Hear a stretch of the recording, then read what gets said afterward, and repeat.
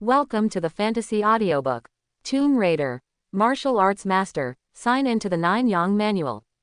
Chapter 41. Brothers, where are Mr. Gu and the little brother Teodi? Why don't they come down to eat? In the shed downstairs, seeing Hubai and Fatty Wong coming downstairs, Wu Sengsing greeted them and asked curiously. My master and Teodi are resting. We can pack some food for them to take up later. Hubai waved his hand and said with a smile. Is that so? If you two brothers don't mind, how about sitting together to eat? Wu Sengsing didn't care about Hubai's answer. Although he wanted to make friends with Jiyu Chang'e, it was the same to make friends with these two now that the master was not here. The young man named Teodi under Jiyu Chang'e could have such incredible abilities, so the two in front of him would not be much worse. So Wu Sengsing was still very enthusiastic towards Hubai and the others. Seeing this, Hubai and Fatty Wong laughed and didn't refuse, and sat down. In addition to them, there were Wu Sengsing's uncle and nephew, as well as Pan Zi and Da Wei at the table. As for the black-clothed hooded man, he was still recuperating in his room. Come on, try this local homemade wine. I'll pour it for you two brothers. I don't know what you two brothers should call each other. Wu Sengsing showed great enthusiasm on his face. While pouring wine for the two, he asked tentatively. Seeing this scene, how could Hubai and the others not know what the other party wanted to do? It was nothing more than trying to find out some news about them. For this, neither Hubai nor Fatty Wong cared at all. The two were not honest people, and they were more cunning than each other. Next, the two sides might have to stay in the same tomb. What can be said and what should not be said, the two of them are like a mirror in their hearts. Haha, Mr. Wu-san, you don't have to be so polite. My surname is Wong, and my name is Wong Kaishuan. You can just call me Fatty Wong. Fatty Wong smiled and said directly. My name is Hubai, so it's Brother Hu and Brother Wong. Come, I, Wu Sengsing, toast you a glass. If you hadn't taken action today, I'm afraid we would have really been trapped in the corpse cave. Wu Sengsing picked up the wine glass, bowed to the two, and drank it all. Well, Master Wu-san is too polite. Besides, it was Brother Teodi who took action today. It has nothing to do with us. Besides, with the strength of the black-clothed hooded guy before, Master Wu-san would not have been in any trouble even without us. Hubai and Fatty Wong also drank the wine in their glasses. As for Wu Sengsing's gratitude, the two did not take it seriously at all. You can't say that. Brother is brother, and Brother Teodi is Brother Teodi. You still have to thank him. Wu Sengsing waved his hand and laughed. Brother Hu, Brother Fatty, can I ask you a question? At this moment, Wu Tianjun, who was standing by, suddenly showed curiosity and asked the two in a low voice. What's the matter? Ask first. Fatty Wong took a bite of the dish and said casually. When the Teodi guy killed the female puppet, was it the sword energy mentioned in the film and television dramas? Although I saw it with my own eyes, I still can't believe it until now.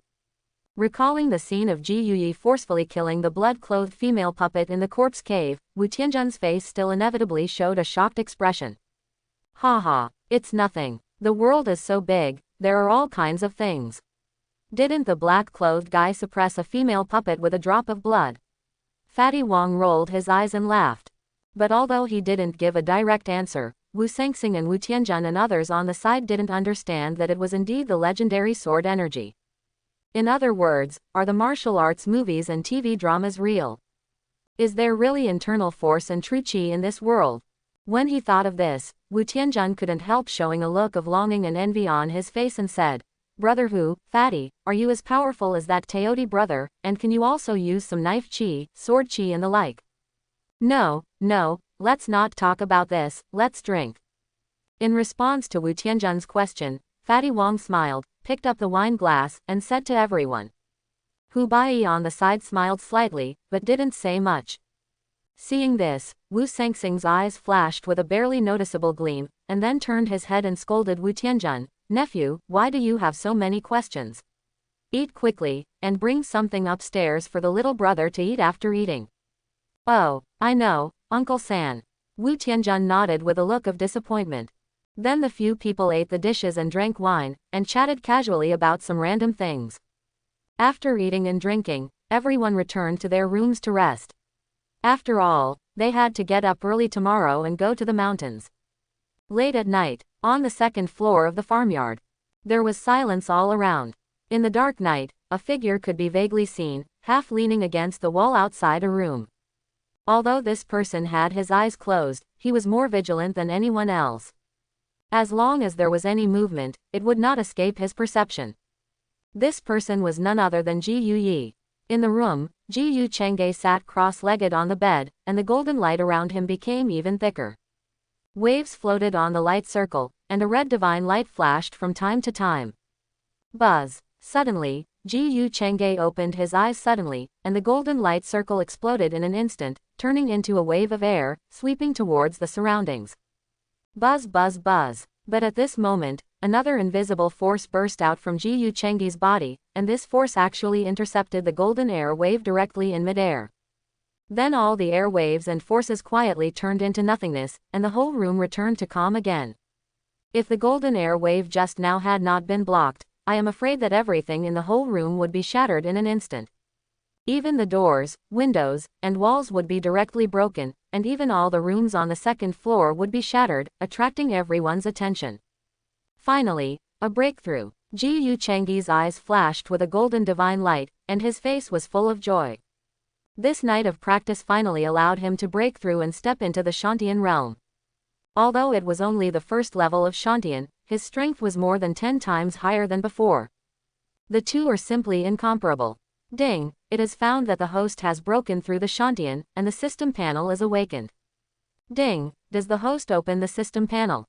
The sudden system voice surprised Ji Chang'e. System panel. Ji Chang'e couldn't help but raise his eyebrows when he heard the sudden voice of the system in his mind. Since he got the system, he had actually asked the system if there was any system panel that could better display his personal information. But the system never answered him for this matter. He didn't expect that the system panel would appear when his cultivation broke through the innate level. It's interesting. How come this system looks more and more damaged, and as my cultivation level increases, it has more functions? Ji Chang'e frowned slightly, and a gleam of light flashed in his eyes. Although he had some guesses in his mind, he didn't delve too deeply, but directly said to the system, "Open the system panel." Ding, opening the system panel. Swish. As the system's voice fell, the next moment, Ji Chang'e only felt a flash in front of his eyes, and then he found that there was a light screen in front of him that others could not detect at all. On the light screen, there were also lines of text recording Ji Chang'e's personal information. Host: Ji Chang'e. Lifespan: 2150ths. Realm: first level of innateness. Kung Fu: mutated version of Gaowu 9 Yang True Scripture, mutated version of Gaowu Dragon Elephant Prajna Kung, Wudang 9 Yang Kung, Flame Knife, Wild Wind Knife. Secret Technique: martial arts Chi Viewing Technique. Martial Slaves: Ji Family 4 Fierce Beasts, Hubba Yi, Fatty Wong. Weapons: none. Interesting. Looking at the system panel in front of him, Ji Chang'e couldn't help but raise his eyebrows, with a hint of surprise in his eyes. His information panel looks very simple. In the column of lifespan, the former should be his current age, and the latter is his lifespan. In other words, after breaking through the innate realm, his lifespan has reached 150 years. Even if he does nothing now and just eats and waits to die, he can still live for 130 years. If his cultivation level increases, his lifespan will even increase significantly. As for the column of Kung Fu, it shows the Kung Fu obtained from the system. Whether he practices or not, it will be reflected. Otherwise, how could Wudang 9 Yang Gong appear when he had never practiced it? What really surprised him was that Ji Yi, Hubba and others were actually shown as Wu slaves in the system. Martial arts slaves. No wonder the system rewarded Wudang 9 Yang Gong from the beginning. Was it intended to let him collect Wu Mu from the beginning? As for the last column of weapons, the reason why it was none was probably because it was not obtained from the system and would not be displayed at all. Or it was because the Tang sword in his hand was not recognized by the system. System panel. Ji Chang'e narrowed his eyes slightly, and after a little contemplation, he directly put away the panel. At the same time, at this moment, he began to investigate what changes had taken place in his body after his breakthrough. In addition to his own cultivation breaking through the Shantian realm, I am afraid that the biggest gain is that his physical body has become stronger. When he broke through the Shantian realm, because his true energy was not only powerful but also extremely pure, when he broke through, his true energy washed over his body, and his internal organs, meridians, and body all underwent a great transformation. Moreover, even the mutated high-level martial arts Dragon Elephant Prajna art took the opportunity to step into the first level. Now, the power of his punch is definitely over 1,000 pounds. A punch of 1,000 pounds of power, he did it just by relying on his body. It can be said that even with just the strength of his physical body, he is a non-human being. And this is only the first level of the mutated high-level martial arts version of the Dragon Elephant Prajna Sutra, and it is even further away from breaking through the second level. He had a hunch that even if the power of a punch doubled to 2,000 pounds, it would never reach the second level. It can be seen that this mutated high-level martial arts version of the Dragon Elephant Prajna Sutra may be even more powerful than imagined. After regaining his mind, Ji Yu Chengge opened his eyes again, and felt Ji Yu guarding outside the door, and a hint of satisfaction appeared in his eyes. Ji Yu, come in. Ji Yu, who was half leaning against the wall, was guarding the room behind him with a vigilant expression. Suddenly, he heard a voice in his ear, which made him open his eyes suddenly. Master. Ji Yu turned around quickly, opened the door and walked in. Master, have you broken through? Seeing Ji Yu Chengge sitting on the bed, looking at him with a smile on his face, Ji Yu suddenly showed a hint of joy and asked. Yes, you have made a breakthrough. Thank you for your hard work. Ji Yu Chengge nodded. Congratulations to the master for breaking through the innate realm. The master has made a breakthrough in cultivation. Yo should be guarding outside, so it is not hard. Yes, Ji Yu Chengge nodded, then smiled and said, you should rest for a while. When it gets light, we should continue to set off to the tomb we are going to go to this time. Yes, master. As time passed by, the sky soon turned pale. Everyone got up early, ate a little, and prepared to set off. The group left the village and walked directly towards the direction of the forest. Mr. Ji Yu, since we are going to the same tomb this time, we have to make a deal. We don't want any of the artifacts in the tomb. How about you give them all to you? At the foot of the mountain, Wu Sengxing smiled and said to Ji Yu Chengge. Third master, third uncle, what are you talking about?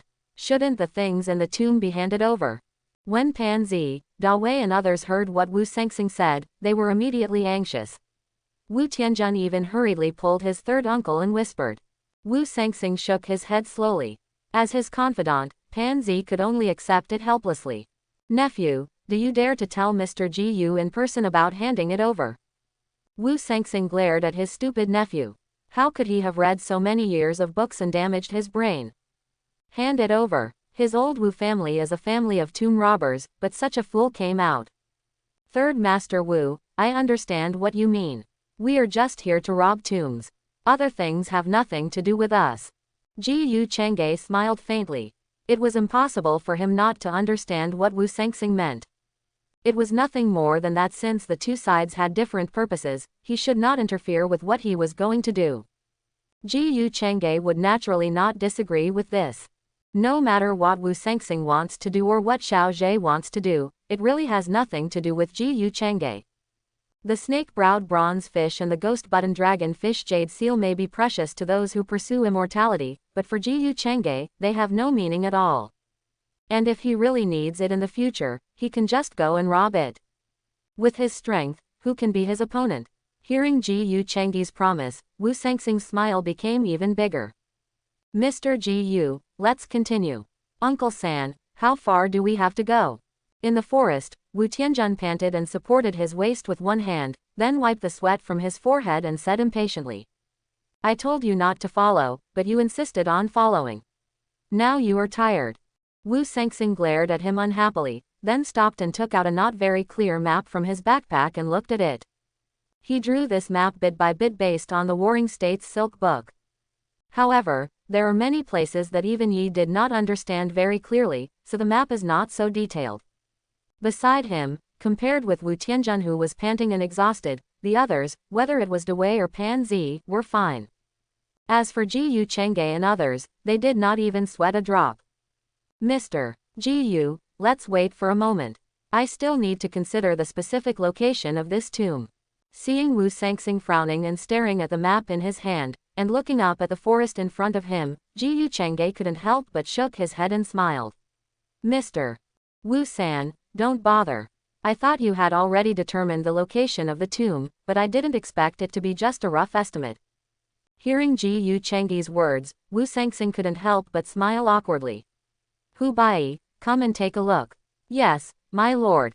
Hearing Ji Chengge's order, Hubba nodded slightly, and then took out a feng shui compass from his arms. Originally, he thought Wu Sangsing knew the specific location of the tomb, so he didn't look at the feng shui around him along the way. Unexpectedly, in the end, he still had to take action. Mr. Ji, what is this Hu brother doing?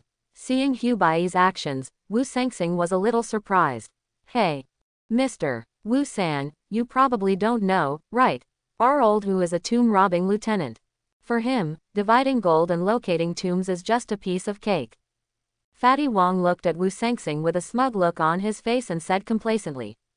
During this period of time, he has also had a full understanding of the business of tomb robbing, and he knows more clearly what the tomb robbing lieutenant represents among the 4 major tomb robbing factions.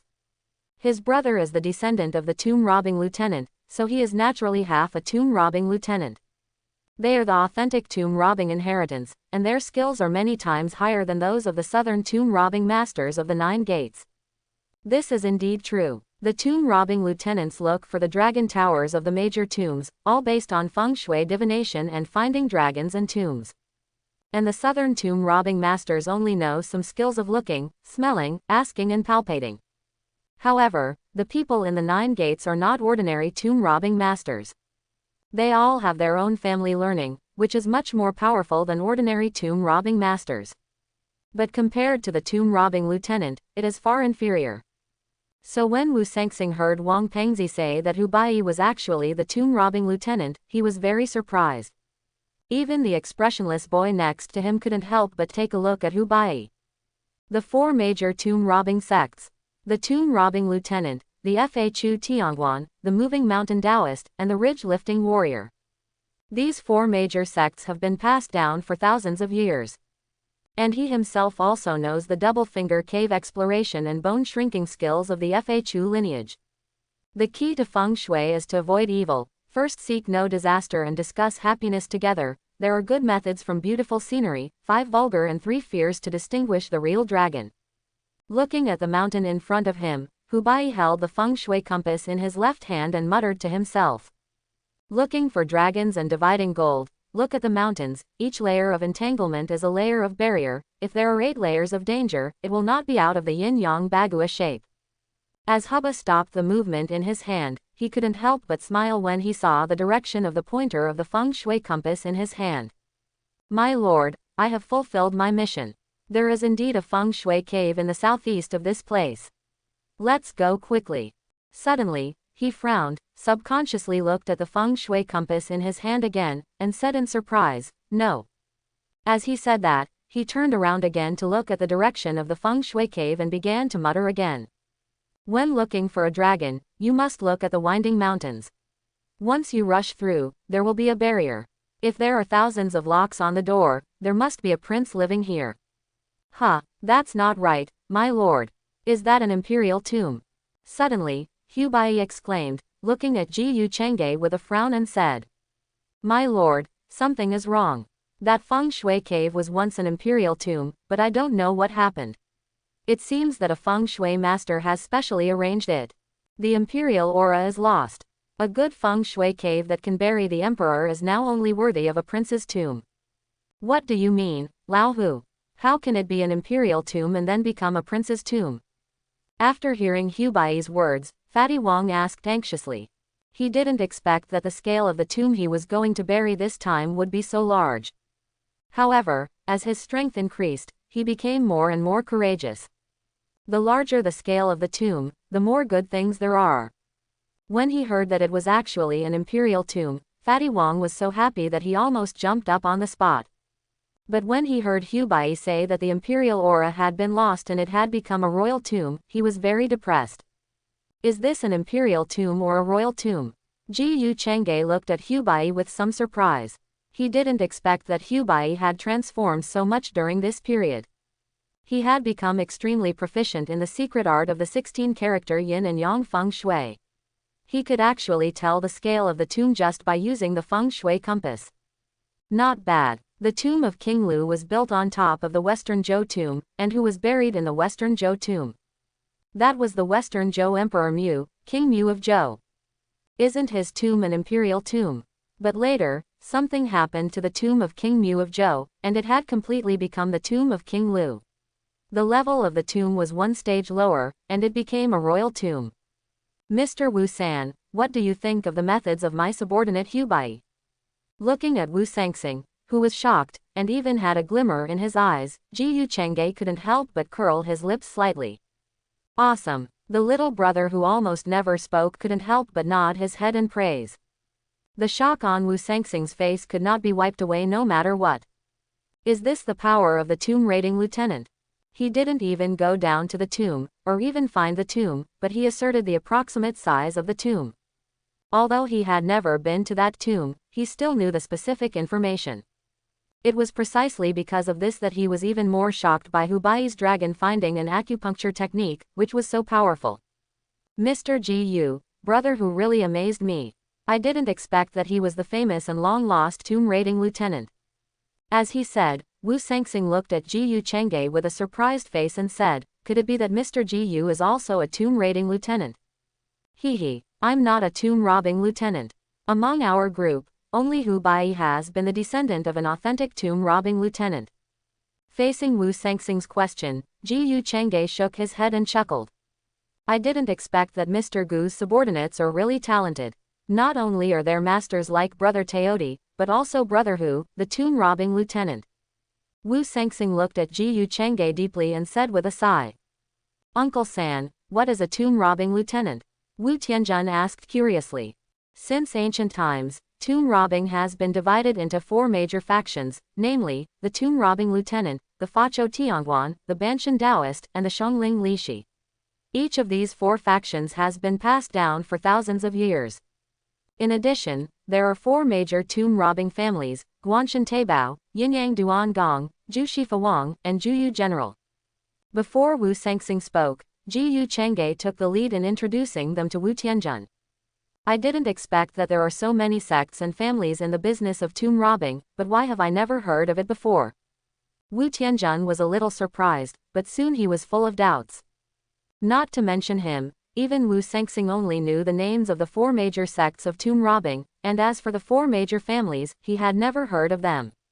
The younger brother knew some things, but now that he has lost his memory, he can't remember many things. Facing the puzzled eyes of Wu Sangxing's uncle and nephew, Ji Yu Chang'e did not hide it, but continued, whether it is the 4 major sects or the 4 major families, they are all inherited for a long time and have their own abilities. However, with the changes of the times and some changes, the 4 major sects of tomb robbing have declined, and almost no descendants have appeared in the world. As for the 4 major families, there are basically no descendants for various reasons. Otherwise, it would not be in recent decades that 9 sects have dominated the entire tomb robbing world. After hearing what Ji Yu Chang'e said, Wu Sangxing sighed in his heart and couldn't help feeling a little embarrassed. This is indeed the case. Although he has never heard of the 4 major families, he thinks that since they are as famous as the 4 major tomb robbing factions, they must be extraordinary. Among the 4 major tomb robbing factions, he only knows some news about Shongling. He saw this in his father Wu Lagu's notes. His father's notes recorded that in the early Republic of China, Shongyin had seen Shongling strongmen. It is said that the leader of Shongling was Chen Yulo, the leader of the 3 generations of the Chen family, who controlled the bandits and thieves in the south, north, and 13 provinces, and had many warlords under his control. It can be said that the strength of the Chen family in Shongling at its peak was fully capable of competing for the world's common master. According to rumors, Chen Yulo did have such ambitions. At that time, the 9 gates had just been established, and in front of Shongling, they were as weak as ants. But later, I don't know what happened, the once prosperous Shongling suddenly collapsed, and the leader of Shongling, Chen Yulo, disappeared. Since then, the 9 gates have slowly begun to rise. One Xiongling is so powerful, so we can see how powerful other tomb-robbing sects and families are. It can be said that the rise of the 9 gates, in addition to strength, is more due to the loopholes after the collapse of Xiongling. Okay, let's not talk about this anymore, it's time to continue on our way.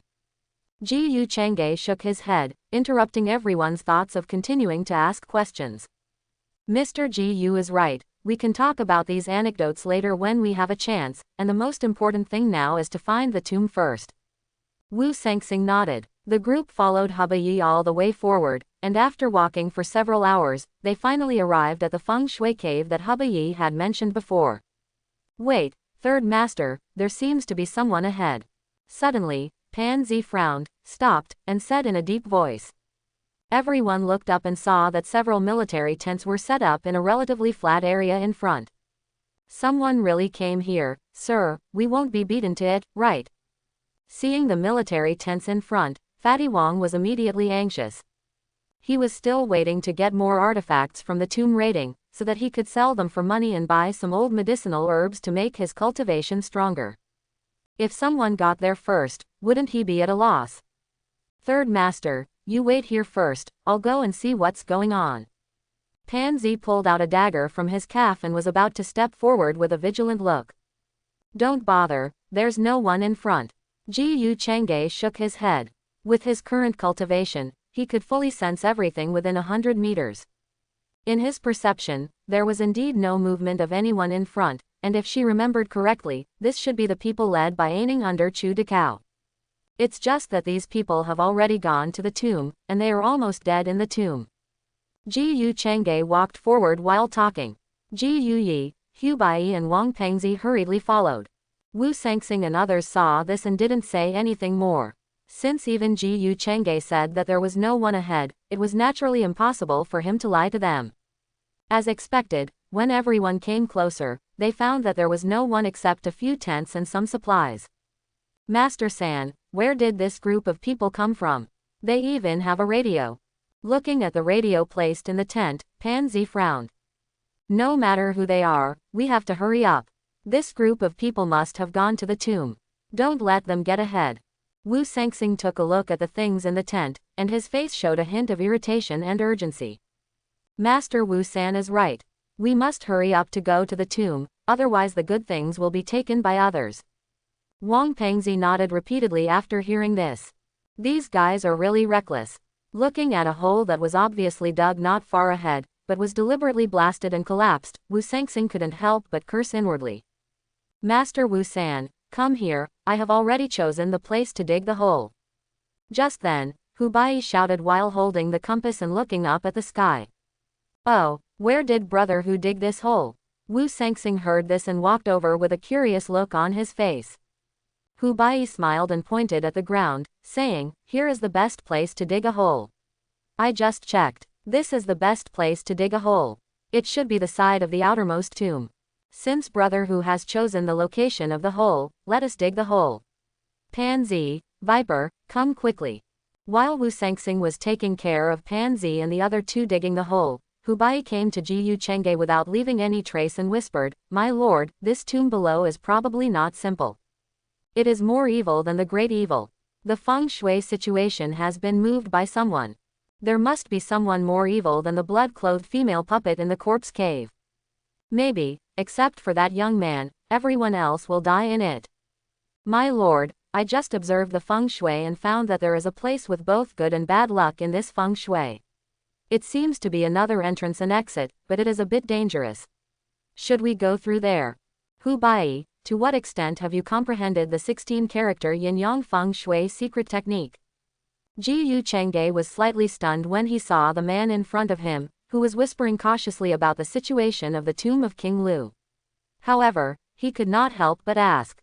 Hu Bai had just roughly observed the feng shui and actually determined the best location for the robbery hole. At the same time, he even determined that this place was a very dangerous place. Especially, he even observed the other exit where the 9-headed snake cypress was located. This feng shui divination skill really made Ji Yu Chang'e a little amazed. Hu Bai actually has such a talent in feng shui divination. It is only because he has stepped into the path of martial arts practice that his understanding of the 16-character yin-yang feng shui secret technique has reached an astonishing level. In the original time and space, even after the Battle of Dixian Village, Hubei never had such attainments in feng shui divination. It must be said that even Ji Yu Chengge could not help but sigh at Hubei's transformation. If he could sign into feng shui kimen and other techniques in the future, Ji Yu Chengge would not mind giving it to Hubei to practice. He really wanted to see what kind of changes Hubei would have if it was this kind of technique. My lord, I don't know what's going on. Since I started practicing martial arts, I found that I was understanding the 16-character yin-yang feng shui secret technique faster and faster, and sometimes I could even draw inferences from one example. I still have a small part of the 16-character yin-yang feng shui secret technique that I haven't understood yet. I have a hunch that if I understand it all, I have the confidence to deduce the destroyed lower part of the yin-yang secret technique. Hubei frowned with some doubts, but when he talked about the latter part, his tone was very sure, and even a little excited. The 16-character yin-yang feng shui secret technique only has the upper part of the feng shui volume. As his understanding deepened, she felt that feng shui contained the truth of heaven and earth. This made him even more curious about the lower part of the yin-yang scroll. If he could deduce and comprehend and restore the yin-yang scroll, how could Hubei not be excited? Tisk tisk. This change of Hubei is really unimaginable. He actually has the confidence to deduce and restore the feng shui scroll. But the stronger Hubei is, the more benefits it will bring to me. Hearing Hubei's words, Ji Yu Chengge couldn't help smacking his lips and sighed in his heart. My lord, should we secretly go to that place where good and bad things are mixed? Ji Yu Chengge shook his head and said in a deep voice, no, this tomb is called the Tomb of King Lu, but it is actually built on top of a Western Zhou tomb. We are here today just to rob tombs. It doesn't matter if it's a big disaster. There is no need to make trouble. Tomb of King Lu. Tomb of the Western Zhou dynasty. Hearing what Ji Yu Chengge said, Hubei frowned again. No wonder this place is obviously an imperial mausoleum, but it has become a prince's tomb, the imperial mausoleum of the Western Zhou dynasty. I don't know which Zhou emperor is buried here. But I'm afraid that this Zhou emperor will not have a good end after his death. The feng shui cave was stolen by a prince, and even the feng shui was destroyed, causing an unimaginable evil creature to be born here. Mr. Ji Yu, brother Hu, look, there's something wrong with the soil below. Just then, Wu Sangxing shouted to several people. After hearing this, several people came forward and looked over carefully. I saw that there was still a lot of soil brought up from underground on the Luoyang shovel in Wu Sangxing's hand. Except for the top soil, it was still normal, but the more you go down, the more wrong it is. Especially the bottom soil. It was as if it had been stained with blood, and the red was evil. The soil is bloody and the corpse is gold. This is a very dangerous place. It is very likely a bloody corpse tomb. Mr. Ji Yu, are you sure you want to continue going down? Wu Sangxing's eyes flickered slightly, and when he looked at Ji Yu Chengge, he was still asking. Mr. Wu San, why bother asking? It's just a blood corpse tomb. For Chu, any tomb is the same in front of me, and there is nothing special about the blood corpse tomb. Ji Yu Chengge smiled faintly. Maybe others are afraid of blood corpses, but in front of him, blood corpses are just existences that can be crushed at will. Not to mention him, even Ji Yuyi can easily kill blood corpses. Unless he encounters a corpse king, then Ji Yuyi may have to use some tricks. Okay, since Mr. Ji Yu said so, I, Wu Laosan, don't need to say anything more. Panzi, Da Wei, start shoveling at this place. Wu Sangxing stood up from the ground, waved his hand, and said to Panzi and Da Wei who were standing beside him. After receiving the order, the two did not hesitate, picked up the Luoyang shovel and started to dig a hole. This is a technical job, and it can't be solved in a short time. Ji Yu Chengge simply went to the chair in the tent and sat down to rest. My lord, what Wu Sangxing said just now means that there will be blood corpses in this tomb. At this time, Fatty Wong came forward carefully and asked curiously. Not only blood corpses, but also corpse kings. Ji Yu Chengge smiled faintly. Hiss, corpse king. Could it be a blood corpse king? Fatty Wong felt a little numb when he heard this. Although he became a lot bolder after practicing martial arts, he didn't dare to say that he could beat the Corpse King. During this period of time, he also roughly knew the strengths and weaknesses of some Zongzi. Blood corpses, like red huskies, are mutant products of zombie Zongzi. The red hound is extremely powerful and is naturally invulnerable to swords and guns. However, the strength of the red hound that has just risen can only be said to be average. Only after it is stained with the blood of living people, its strength will increase exponentially. The more blood of living people it is stained with, the stronger the red hound will be. No one knows what level it will reach in the end. And the blood corpse can be said to be strong and weak. Of course, this is not the most important thing. The most important thing is that the blood corpse is poisonous all over. Once caught by the blood corpse, it will definitely be infected with the blood corpse poison. At that time, that person will also be infected and become a blood corpse, completely reduced to a monster that only knows blood. With Wang Pengzi's strength, as long as he is careful, ordinary blood corpses can't do anything to him. But the strong ones among the blood corpses are completely beyond his ability to deal with. There is also the 1,000-year-old Blood Corpse King, which is a terrible monster among the Yinsha blood demons. Among the people present, except Ji Yu Chengge and Ji Yu Yi, I am afraid that no one will be its opponent. So when Wang Pengzi heard Ji Yu Chengge say that there would be a Corpse King in this tomb, his face changed drastically. However, after thinking about the strength of his master and Ji Yu Yi, he felt relieved. Mr. Ji Yu, the robbery hole is ready. When do you think we should go down? Just after Ji Yu Chengge and his friends rested for nearly an hour, Wu Sengxing's group finally dug the robbery hole. However, they did not go down immediately, but waited for a while to let the air inside circulate before preparing to go down to the tomb. Get ready to go down to the tomb. Beside the tomb robbery hole, a group of 9 people gathered here. Mr. Ji Yu, it's almost time for ventilation. Do you think we should go down to the tomb too? Wu Sengxing looked at Ji Yu Chengge with a smile. Go down. Okay, Pan Zi, Da Wei, get ready to go down to the tomb. Nephew, follow me. For a while, Ji Yu Chengge and Wu Sengxing met people and went into the tomb robbery hole one by one. The overall shape of the tomb robbery hole is square, about 1 meter wide and 3 meters deep.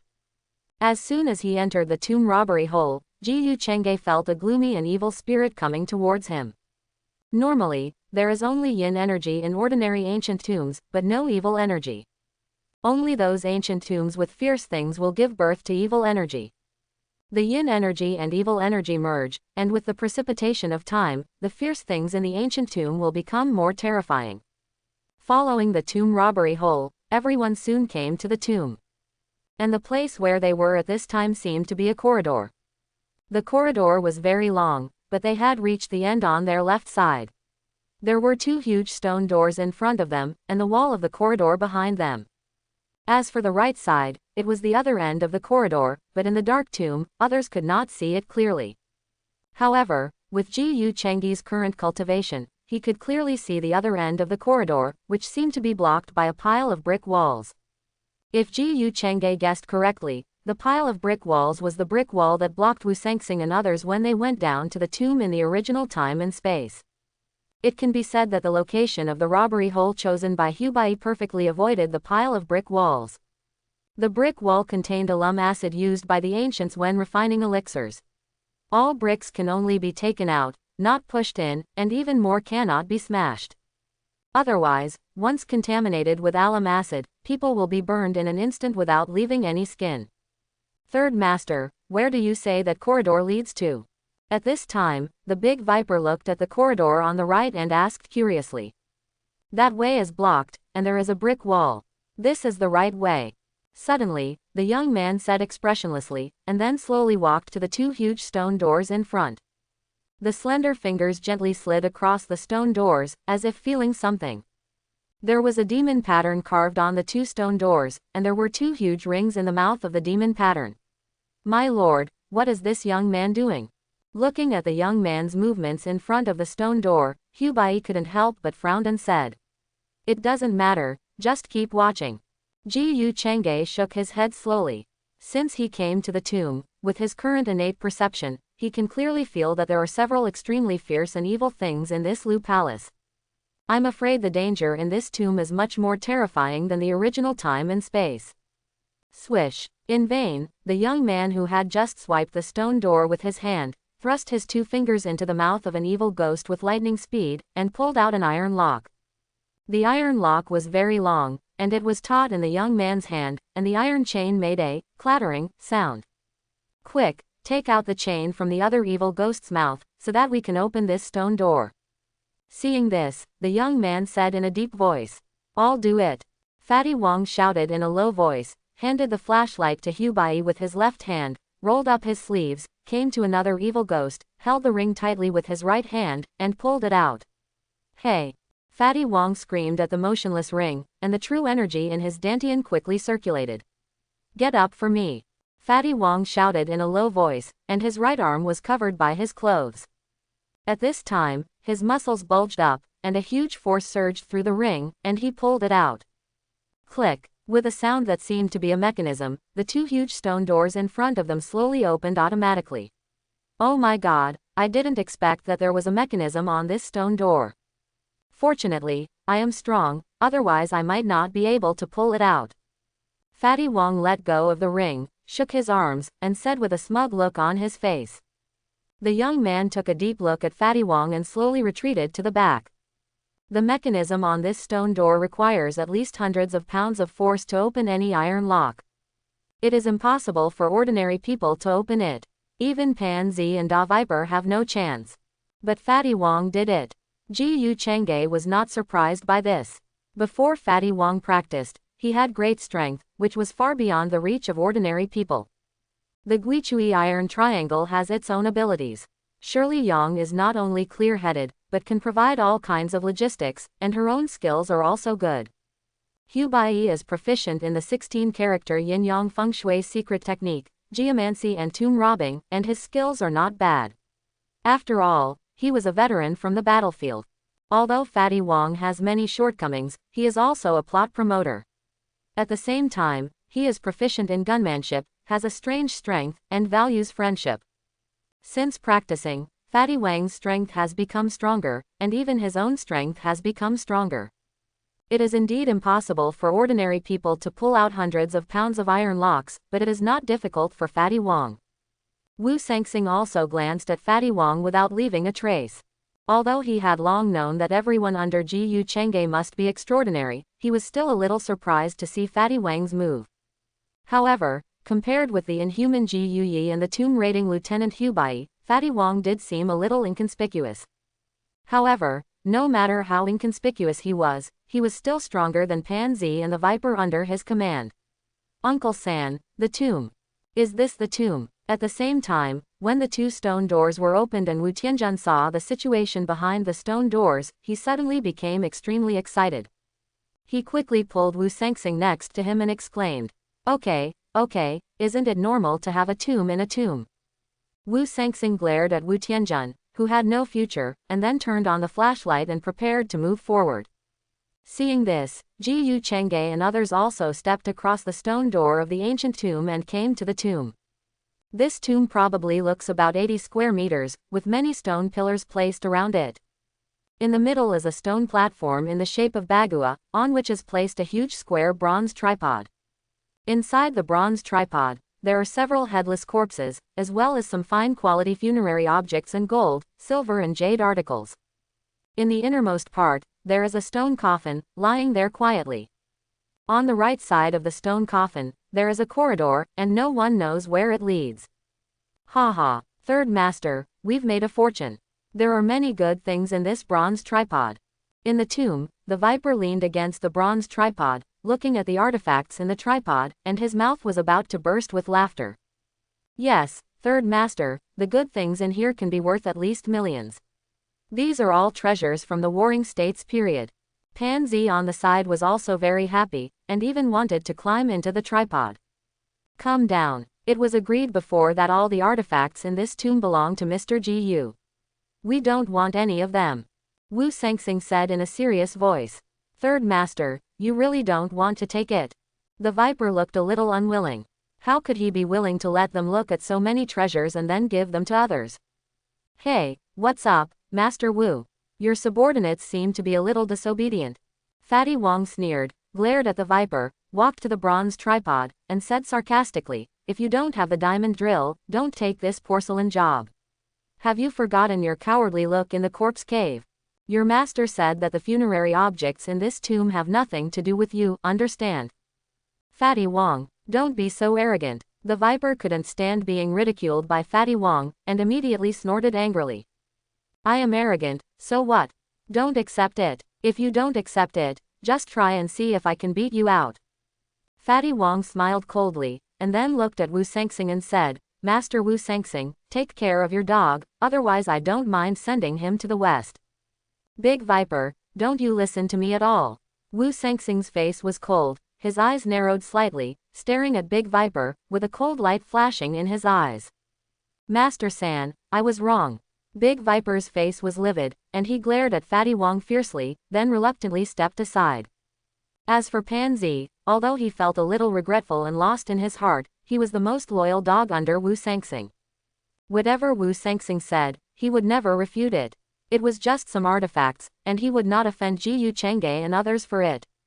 Besides, he had seen the strength of Jiyu Chengge and others, and he did not think that he would be their opponent. So, he naturally stepped aside and stopped talking. Humph! Fatty Wong snorted lightly, then put his right hand on the bronze tripod, and with a force, his fat body fell into the tripod lightly like a feather. Seeing this scene, Wu Sangsing's eyes flashed. It was clear that Fatty Wong was not an ordinary person. This move alone was not something that ordinary people could do. Coupled with the huge force that Fatty Wong had shown before, it can be seen that this guy is definitely a master. Hey, Master, Teodi, Laohu, there are really a lot of things in this tripod. We can make a lot of money this time. Looking at the various artifacts in the bronze tripod, Fatty Wong smiled, took out his backpack, and put them in. Seeing this scene, Hu Bai and Ji Yuyi couldn't help but shake their heads and smile, and Jiyu Chengge didn't care. The main reason for him to rob tombs this time was to sign in. Besides, it was also for these artifacts. If there were artifacts, wouldn't that be a problem? As for the previous conflict between Fatty Wong and the Viper, he didn't care even more. That guy was probably dying and didn't know it. When Wu Sangsing looked at that guy earlier, there was obviously a hint of murderous intent in his eyes. Mr. Jiyu, this bronze tripod seems to be used for sacrifice. The headless corpse in the tripod is the sacrifice. Why don't you let Brother Wong come down first? At this time, Wu Sangsing came to Jiyu Chengge and kindly reminded him with a smile. Not only is it used for sacrifice, the Bagua stone platform is also a specially made sacrificial platform. Jiyu Chengge narrowed his eyes and said expressionlessly, I'm afraid the owner of the coffin has already set his sights on Fatty. What? Wu Sangsing was stunned when he heard this. Boom! Suddenly, a loud noise came from the sarcophagus in front, startling everyone in the scene. Not good, the one in the sarcophagus has woken up. Wu Sangsing was shocked, his brows furrowed, and his expression was extremely solemn. This is a tomb of the Warring States period. If the owner in the sarcophagus really rises, wouldn't it be a Zongzi that has been around for more than 2,000 years? My lord, is the guy in the sarcophagus going to rise? Fatty Wong, who was loading the burial objects, was also startled by the sudden sound. He glared at the embassy in annoyance, and then continued to load the burial objects, but it was obvious that he was much faster. Uncle San, what's going on? Wu Tianjun looked around in fear, then ran to Wu Sangsing's back and said with a look of fear. No, the sound seems to be made by that young man. Hubba frowned and looked at the young man who was standing in front of the sarcophagus and making a clucking sound. This is corpse language, Jiyu Chengge said expressionlessly. According to legend, corpse language is a language that can communicate with Zongzi and strange things. There are very few people in the world who can do this. I didn't expect that young man can do this. Wu Sangsing, who was standing aside, also said with a look of shock. What, can you talk to Zongzi? Aren't Zongzi dead? Can it talk? Wu Tianjun said with an incredible look. Everything has spirituality. Zongzi is a kind of existence after death. It is a special creature and can naturally communicate. Jiyu Chengge smiled faintly, but although corpse language was a bit strange, he didn't take it seriously. He was not interested in communicating with Zongzi. Bang, bang, bang. At this moment, a large amount of black evil spirit surged out of the coffin lid in the stone coffin in front of the young man. As the evil spirit became more and more, it even enveloped the entire stone coffin, and the coffin lid was lifted up by the evil spirit and suspended in the air. Seeing this scene, everyone in the field was stunned and frightened. The corpse language in the young man's mouth became faster, and then he fell to the ground with a thump, still saying something. Kneel down quickly. The young man turned his head and shouted at everyone, frightening Wu Sengxing and others to kneel down in a hurry. Gu, Mr. Gu, let's kneel down first, otherwise the main thing in the stone coffin will get up, and we are afraid that we will all die here. Wu Sengxing looked fearful, staring at the stone coffin. Although he had never been to this tomb, he knew the general situation. As far as he knew, the guy in this sarcophagus was King Mu of Zhou and Emperor Mu. Once he was born, he would definitely be the most ferocious existence in the world, many times more terrifying than the blood-clothed female puppet in the previous corpse cave. Even if Ji Yuyi had the sword energy in the film and television dramas, he might not be its opponent. Kneel him. What a joke, is he worthy of us and the master kneeling down? You are a ghost guy, Fatty will kill you. What a joke, just a thing that has been dead for who knows how many years, you think you are worthy of making my master kneel down? I will kill you today. When they heard that their master was going to kneel down, whether it was Ji Yuyi, Hubba Yi or Wang Pangzi, they all became furious instantly. Especially Wang Pangzi, who threw away the backpack full of funerary objects as soon as his temper came up. He stepped hard on the bronze tripod with his right foot, and then his whole huge body suddenly jumped more than 10 meters away and landed heavily on the coffin lid suspended in the air. Boom! This kick was so powerful that Wang Pengzi even poured the true energy in his dantian directly into his legs. A terrible force directly brought the coffin lid and hit it heavily on the stone coffin. Buzz buzz buzz. A large amount of black evil spirit surged, lingering above the entire tomb. This scene made everyone in the scene stunned and shocked. Hiss. Third master, is this Fatty Wang so fierce? Pan Zi said with his eyes wide open, a little dumbfounded. The viper on the side couldn't help swallowing his saliva.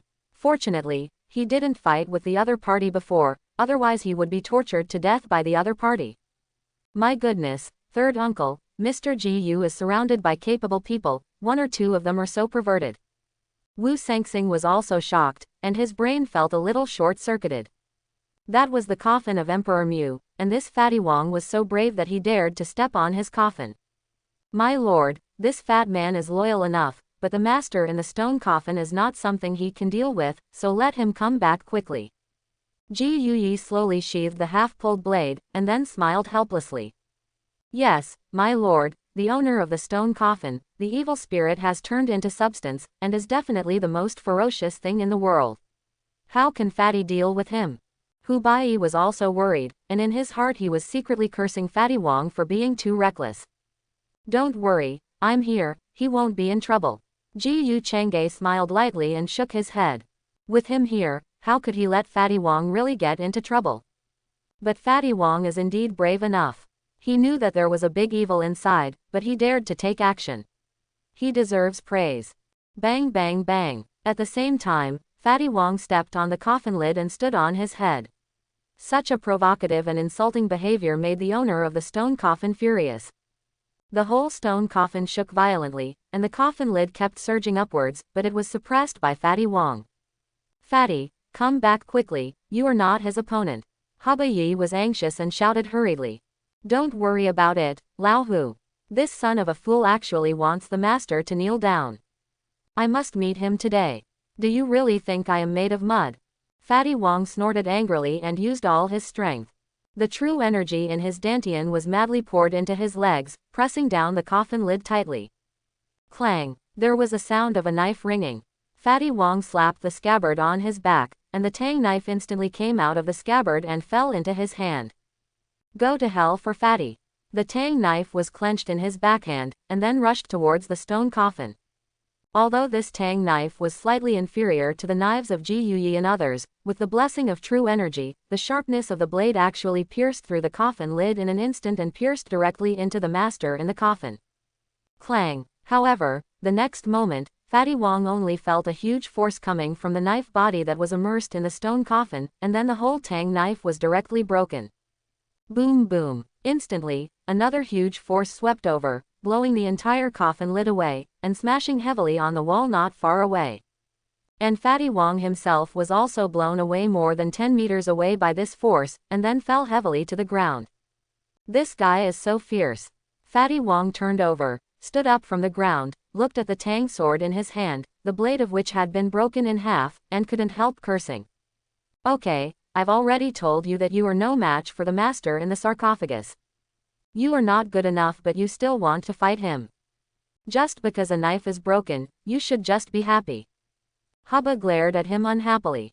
Hee, aren't you angry? Fatty Wong smiled awkwardly, then turned around and bowed to Ji Chang'e in frustration, saying, "My lord, I can't beat it." If you can't beat it, then you can't beat it. It would be abnormal if you can beat it. Ji Chang'e shook his head and said, "Even Ji Yi may not be the opponent of the master in here, so you still need to practice more." "Yes, my lord," Fatty Wong said respectfully. That guy is coming out." Suddenly, Ji Chang'e frowned, narrowed his eyes, and stared at the sarcophagus without a lid. Clang. Seeing that the main person in the sarcophagus had appeared, the young man stood up quickly, pulled out the black gold ancient knife, stared at the sarcophagus with his eyes, and said coldly, "You guys go quickly, I'll stop you here." Hearing what the young man said, Wu Sengxing and others stood up quickly and were about to retreat to the outside of the tomb. "Pansy, Da Viper, nephew, all retreat.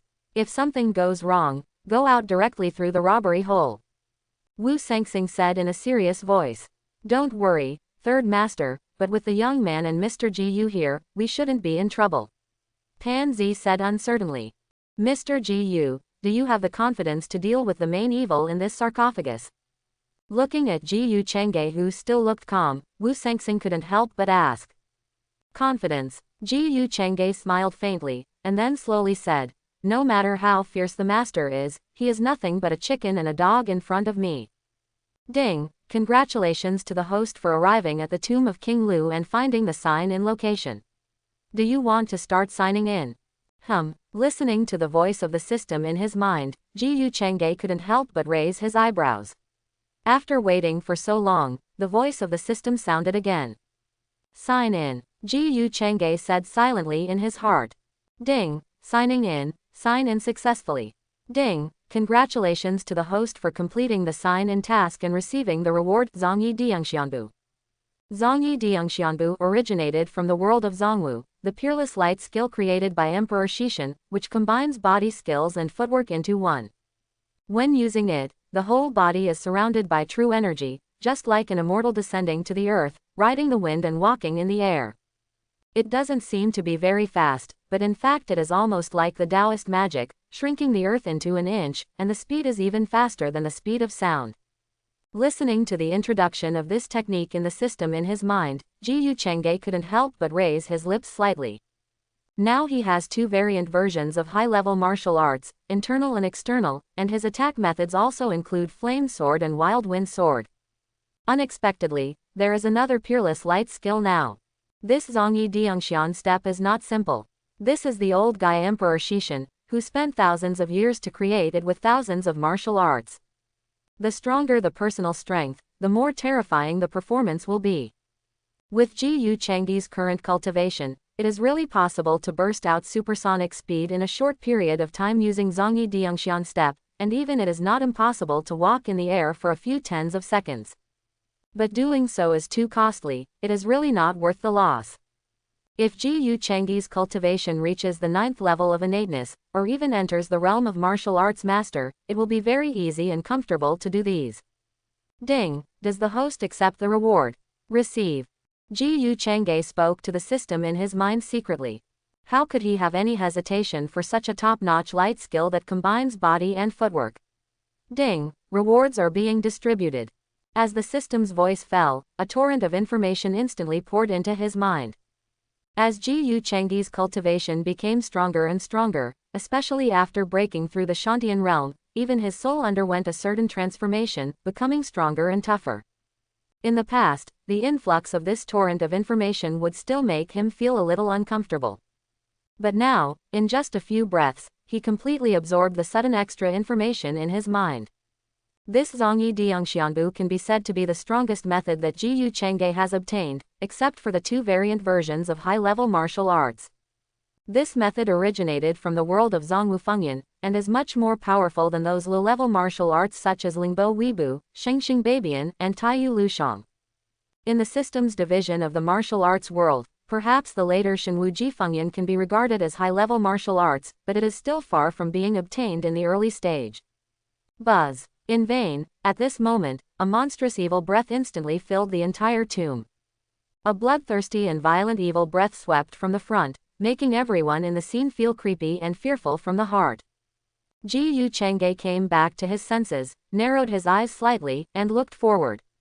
In the sarcophagus, a purple-red dry hand that seemed to be bleeding slowly rested on the edge of the sarcophagus. The nails of its 5 fingers were not too exaggerated, but they were still 20 centimeters long, like a short blade, showing a purple-black color. Such a hand, anyone can see that this is definitely not something a living person can have. As the owner of the sarcophagus slowly sat up, the evil breath seemed to become more terrifying. At this time, even the expression of the young man became more solemn than ever before, and even a hint of complexity flashed in his eyes. Boom! In vain, the black evil spirit around the owner of the stone coffin suddenly surged, and the terrifying power actually broke the stone coffin into pieces. Without the stone coffin to block it, as the black evil spirit slowly dissipated and converged, everyone finally saw what the other party looked like.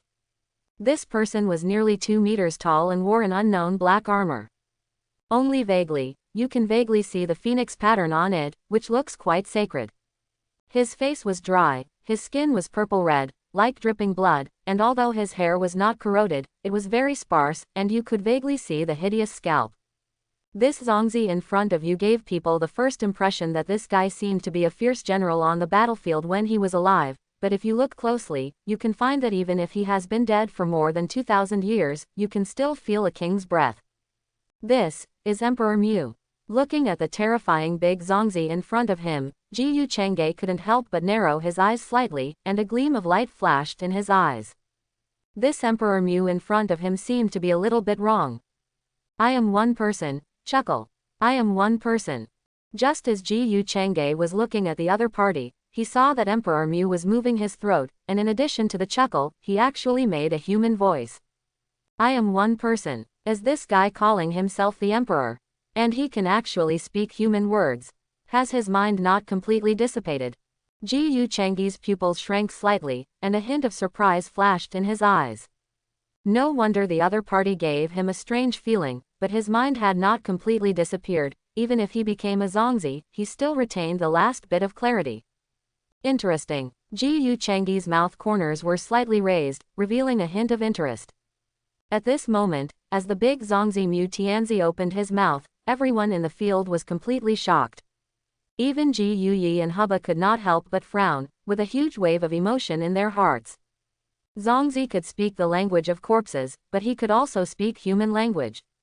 Then can this be a Zongzi? Good fellow, this big Zongzi can actually speak, Yu Yiren. What the hell? Fatty Wong swallowed his saliva, horrified in his heart, but still complained stubbornly on the surface. Fatty, shut up, this guy must have a very great origin, and it's okay if he speaks human words, but I remember that only the Zhou Emperor before the Spring and Autumn period and the Warring States period would say these 3 words when he called himself, Yu Yiren. Hu Bai frowned, with a look of shock on his face, and his expression was uncertain. No, third uncle, what does brother Hu mean? I remember that the Zhou Emperor did call himself, Yu Yiren, so it's possible that it's the Zhou Emperor. But isn't this a Warring States tomb? How could this big Zongzi be the Zhou Emperor? Hearing what Hu Bai said, Wu Tianjun stared at the big Zongzi with a look of horror, and even stuttered when he spoke. In the Warring States tomb, a Zhou Emperor appeared. If this matter were to be spread, even his fellow tomb robbers would probably think he was talking nonsense. My nephew, I'm afraid this big Zongzi is not necessarily the Emperor of Zhou. Wu Sengxing exhaled heavily and said with a complicated expression. Teodi, are you sure about this guy? On the other side, Hubba turned his head and looked at Ji Yuyi beside him, and said in a deep voice. Ji Yuyi shook his head, his expression was unprecedentedly solemn, and said in a low voice, "This big Zongzi is definitely the most terrifying guy the first have ever seen, except for the master. I am not sure if I can deal with it, but with the master here, everything is worry-free." Roar. In vain, I saw the Emperor Mu roared, his sunken and dry eyes, like black holes, staring at Fatty Wong, and a violent, cruel and bloodthirsty aura surged around him. It remembers. It was this guy with this aura before, who dared to step on its coffin lid. As the Emperor of Zhou, how could he be insulted like this? Kill him. A violent, brutal and bloodthirsty aura grew in Mu Tianzi's heart, and then he fiercely clawed at Wang Pengzi. Oh my god, is this guy so vindictive? Wang Pengzi cursed in a low voice, and quickly raised the broken knife in his hand to block it. However, at this moment, the young man suddenly appeared in front of him, and the black gold ancient knife in his hand chopped at him brazenly.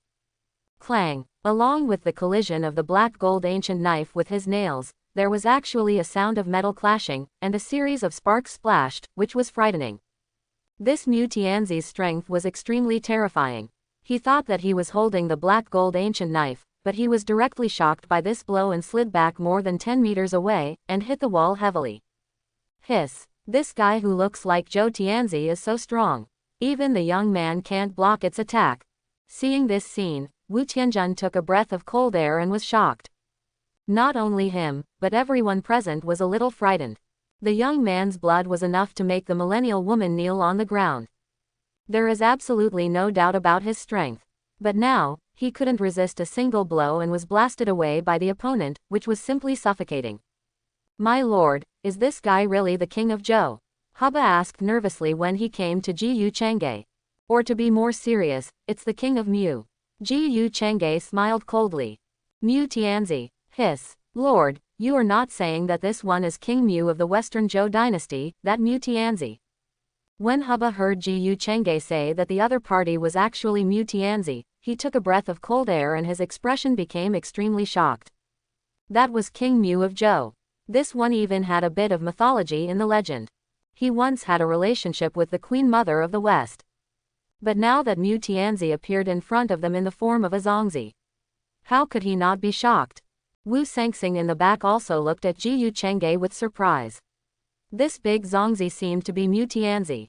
He just knew it not long ago, otherwise how could he bring Wu Tianjun here in person? But how did Jiyu Chang'e know? Mu, Emperor Mu, Uncle San, is what Mr. Jiyu said true? Is this big Zongzi really the legendary Emperor Mu? But this is clearly a tomb of the Warring States period. How could Emperor Mu of the Western Zhou dynasty appear here? Wu Tianjun's eyes widened, his mind was confused. It would be fine if the Emperor Zhou appeared in a tomb of the Warring States period, but I didn't expect it to be the legendary Emperor Mu of Zhou. Roar. At this time, Emperor Mu roared again. A large amount of black evil spirit surged out of his mouth, and his hands made a rip sound, as if cutting through the void, and went towards Fatty Wong again. This criminal slave who dared to insult and provoke him will surely die. Do you really think your fat uncle is mud and you can't get him? Seeing Emperor Mu chasing him and beating him again and again, Fatty Wong was also very angry, and picked up the broken knife and chopped at him.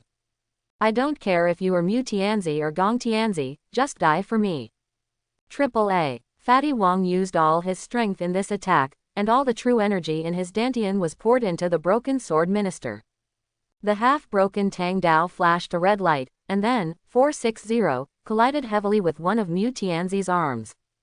Instantly, Fatty Wang's face turned pale, and the broken sword in his hand broke into countless pieces and flew around. Puff! The whole person seemed to be hit by a train, his internal organs were shaken, and blood spurted out of his mouth. His body was like a cannonball, and was blown away directly. And hit the wall heavily, raising a large amount of smoke and dust. Fatty. Seeing this scene, Hubba's face suddenly became anxious, and he hurried to Fatty Wong and helped him up from the ground. Old Hu, this guy is too scary, more than dozens of times stronger than the Red Hound in the General's tomb. Fatty Wong wiped the blood from the corner of his mouth and looked at the still mad Emperor Mu with a trembling face. Caw! Suddenly, at this moment, the young man took a step and instantly leapt over. The black gold ancient knife in his hand passed through the palm of his left hand, and the blood of the big dog was stained on the blade. Then, the young man held the knife in his right hand and slashed at Emperor Emu's shoulder from a high position. This knife was powerful and heavy, and the blade cut through the air with a sound of breaking through the air. Roar! When the black gold ancient knife chopped on Emperor Emu's shoulder, the blade instantly sank into the shoulder. The special blood effect on Emperor Emu's body was sizzling with white smoke, and the emperor even let out a cry. Heilin blood. Ji Yu Chang'e narrowed his eyes. The blood of this family was indeed unique in dealing with Zongzi and evil things in the tomb.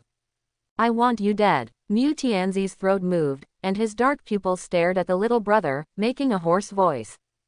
Khan. I saw that Mu Tianzi's body suddenly burst out with a monstrous and murderous aura, and the black evil aura was even more turbulent, filling the entire top of the tomb. Boom. Mu Tianzi hit the blade of the black gold ancient sword with one hand. The terrifying force made the young man fly out on the spot, and then he turned over in midair and landed on the ground, half kneeling and sliding for several meters. Seeing this scene, Ji Yu Chang'e shook his head.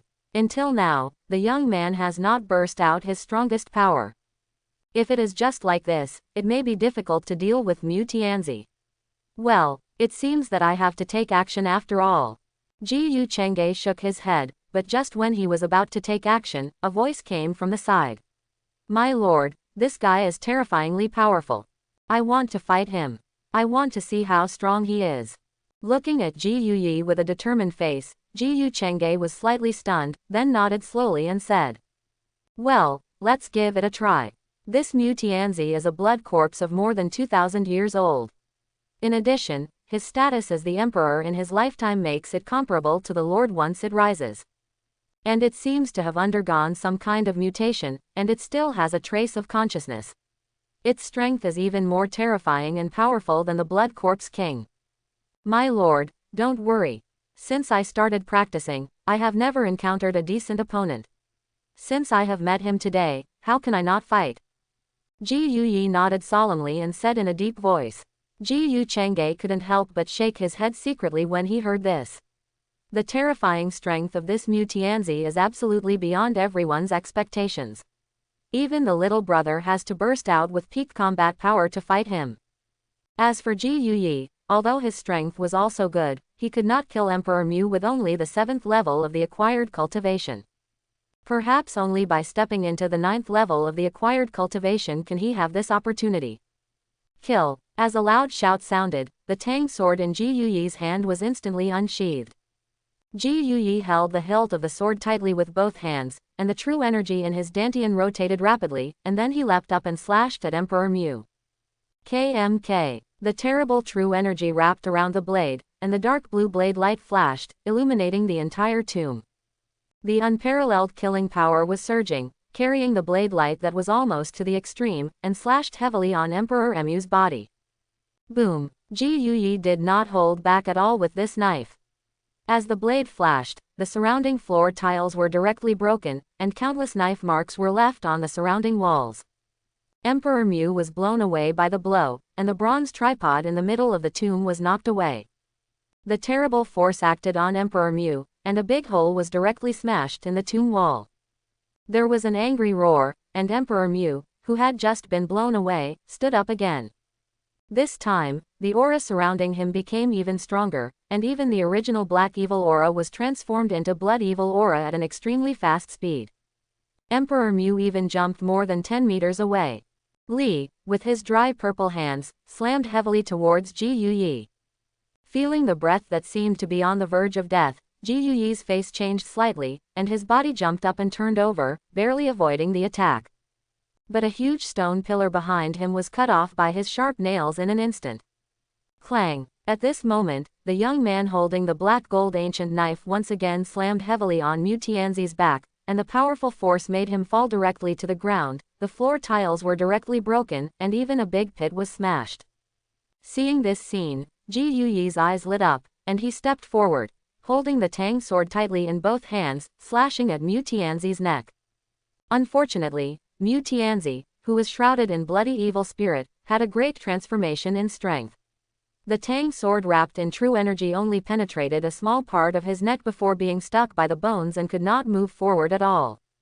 Mu Tianzi roared, his roar was full of resentment, murderous intent and death. These people provoked and insulted it again and again, and it wanted to make all these people its blood food. Mu Tianzi was all over his body, the overwhelming pressure, boundless murderous intent, and terrifying power directly threw Ji Yuyi and the young man out and smashed them heavily to the ground. Quote! Quote. Ji Yuyi snorted coldly, flipped over and jumped up from the ground, and once again attacked Mu Tianzi. The young man on the other side was also unwilling to be outdone, and rushed forward with the black gold ancient sword. In order to better break Mu Tianzi's defense, the young man once again smeared the Qilin blood on the blade. Every knife could make Mu Tianzi's body sizzle with white smoke, making him very angry. Ji Yuyi wrapped the blade with his true qi, which could also break through Mu Tianzi's defense. The two of them joined forces and suppressed Mu Tianzi for a while. The crazy fight between the two of them was so shocking that everyone around them was stunned. The terrifying destructive power almost smashed the entire tomb to pieces. The reincarnation was broken, and countless knife marks were imprinted on the ground and walls. There were also pits and holes, almost turning it into a ruin. However, Mu Tianzi's strength was really terrifying.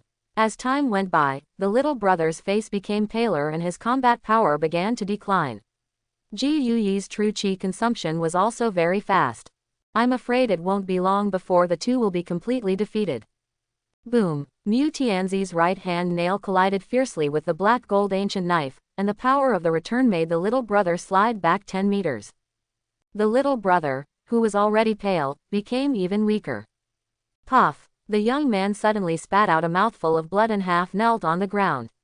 Wu Tianjun felt so distressed that he hurried forward and asked with concern, Menuping, are you okay?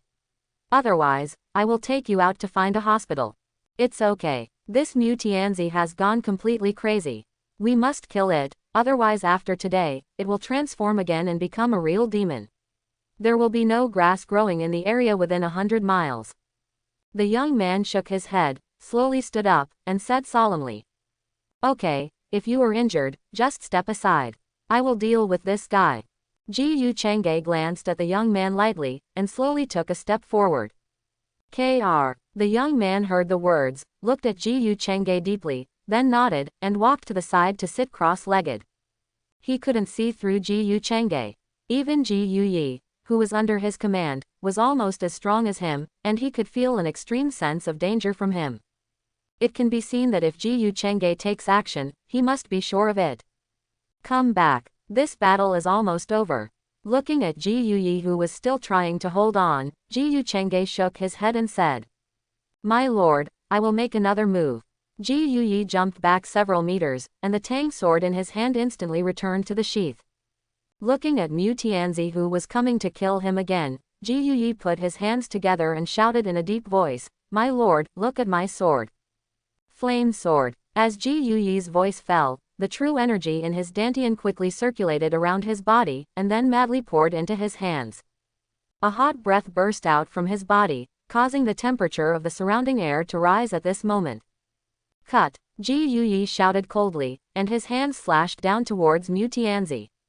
In an instant, between his hands in the middle, a red divine light burst out, and a blade of blazing flames condensed in an instant, and then it rose to several meters in length in the wind.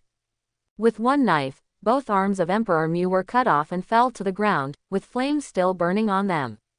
And Emperor Mu's body, with a lot of white eyes, was directly blown away more than 10 meters, breaking 2 or 3 stone pillars, and then fell heavily on the tomb wall. A huge hole was smashed in the wall, and his body was directly embedded in the hole, leaving a lot of fragments. With one blow, Emperor Quan was actually injured to such an extent. Seeing this scene in front of them, Wu Sengxing, Wu Tianjun and others all opened their mouths wide, their expressions were extremely horrified, and huge waves were set off in their hearts. Horrible, horrible, unbelievable. No one expected that Ji Yuyi could actually launch such a terrifying attack. In the corpse cave, he swung out dozens of sword qi with one knife, which would have killed the blood-clothed female puppet. Now he slashed out with his bare hands, and a huge knife made of flames condensed all over his body seriously injured Emperor Mu. Is there such an incredible existence in this world? Between this and Emperor Mu, who is more like a monster? Quote. A flaming knife slashed out, almost consuming all the true energy.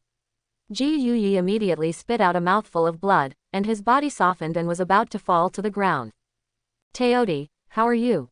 Hu Ba came to Ji Yuyi's side in an instant, supported him, and asked with concern. My lord, today's battle is really exciting, but Emperor Mu's subordinates are incompetent and cannot kill it. Ji Yuyi bowed to Ji Yu Chang'e with a pale face and said with a wry smile. Okay, if you are injured, stay aside, heal your wounds well, and recover your true energy. Ji Yu Chang'e shook his head helplessly, and casually shot out a golden light, pouring some true energy into his body to speed up the recovery of his injuries.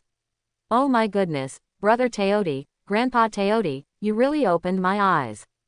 Although I have always known that you are strong, I never thought that you would be so strong. That several-meter-long flaming sword is like looking at a god.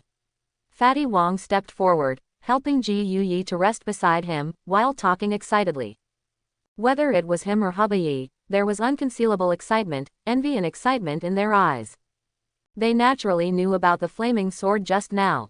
But now they can't learn.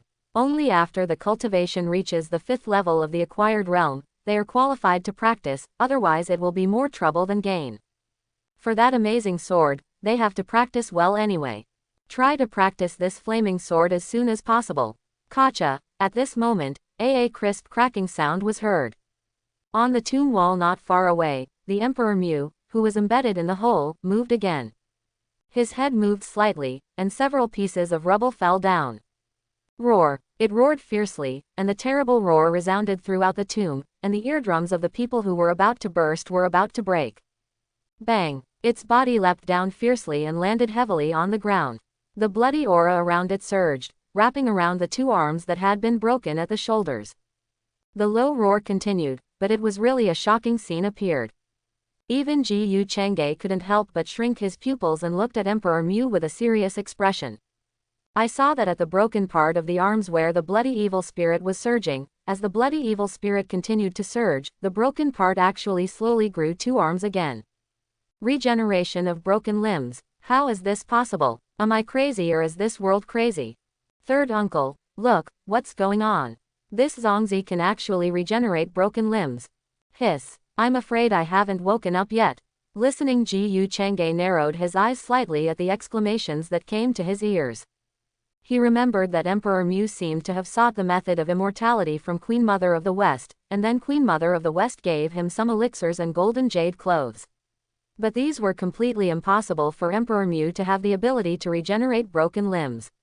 So, it was because of my arrival that some butterfly effects were generated, which made Emperor Mu only 1 step away from immortality, and even possessed such an incredible ability. Chapter 51. Regeneration of Broken Limbs. Hey, what if you have such a miraculous ability? Even if you are only 1 step away from immortality, what can you do? It's all your fault that you met me today. Ji Yu Chang'e smiled coldly, looking at Mu Tianzi who had completely grown 2 arms again. The murderous intent in his eyes became stronger. Roar! Mu Tianzi, who had grown 2 arms again, raised his head and roared. The roar was like thunder, deafening. However, Ji Yu Chang'e could clearly feel that his roar seemed to be full of excitement and excitement. Perhaps, even he himself did not know until this moment that he still possessed such incredible abilities. Mu Tianzi roared again, but at this moment, his eyes, like black holes, exuded a more violent and bloodthirsty aura. His eyes seemed to be searching among the crowd. When he saw Ji Yuyi, a large amount of bloody aura surged out of his body again. For this guy who cut off his arms and severely injured him, he must kill him. Roar! Accompanied by a roar, Mu Tianzi raised his arms straight, jumped more than 10 meters away, and rushed towards Ji Yuyi. Boom! However, at this moment, Ji Yu Chang'e's figure instantly appeared in front of it, and his right leg was like a battle axe, carrying tremendous power, and smashed hard on his chest. With one blow, he was directly blasted more than 10 meters away, and once again smashed into the hole on the tomb wall. If I met you before the breakthrough, I would probably have to waste some effort to kill you, but now I have entered the innate realm. Killing you is like killing a dog for me. Ji Yu Chang'e smiled coldly, then turned his head slightly to look at Ji Yuyi and others who were sitting cross-legged not far behind him and said, "You wait and see how I use the flame knife." This should be of great help to your subsequent practice of this method. Quote. After saying that, Ji Cheng's face became solemn, and his temperament became extremely fierce, like a heavenly sword, cutting through the sky with his eyes. Buzz buzz buzz. A terrible breath burst out from his body, the temperature around him rose rapidly, the air rippled, and his hair moved without wind. Everyone only felt that at this moment, they felt a hot wave of air rushing towards them, making them sweat profusely. Chu Huang slowly raised his arms and put his palms together above his head. His expression was cold, and his eyes were as if he was looking at a cold dead object, staring at that Mu Tianzi in the hole in the wall. Roar! Mu Tianzi roared angrily, and his whole body jumped up from the tomb wall, rushing towards Ji Chengge. Flame, knife, cut it for me. Ji Chengge shouted coldly, and the true energy in his dantian surged rapidly, and instantly rushed towards his hands. When he put his hands together and chopped down forward, a blazing flame instantly condensed into a huge knife, and blasted towards Mu Tianzi, who was rushing towards him. Unlike Ji Yuyi's flame knife, it is composed of red flames, and only several meters in size. The flame knife that Ji Chengge slashed out was actually light golden in color. The blazing flame instantly turned the surrounding tomb walls and floor tiles into scorched earth. Because the temperature of the flame was too high, the walls and floor tiles continued to crack and disintegrate. Everyone was directly blown by the flame waves and sweated like rain. The light golden flame knife was more than 10 meters long. Ji Chengge was afraid that the whole tomb would collapse with one knife, otherwise he could even chop the flame knife out to a length of more than 20 meters. The terrifying light golden flame giant knife, carrying a monstrous killing force, fiercely smashed towards Emperor Mu.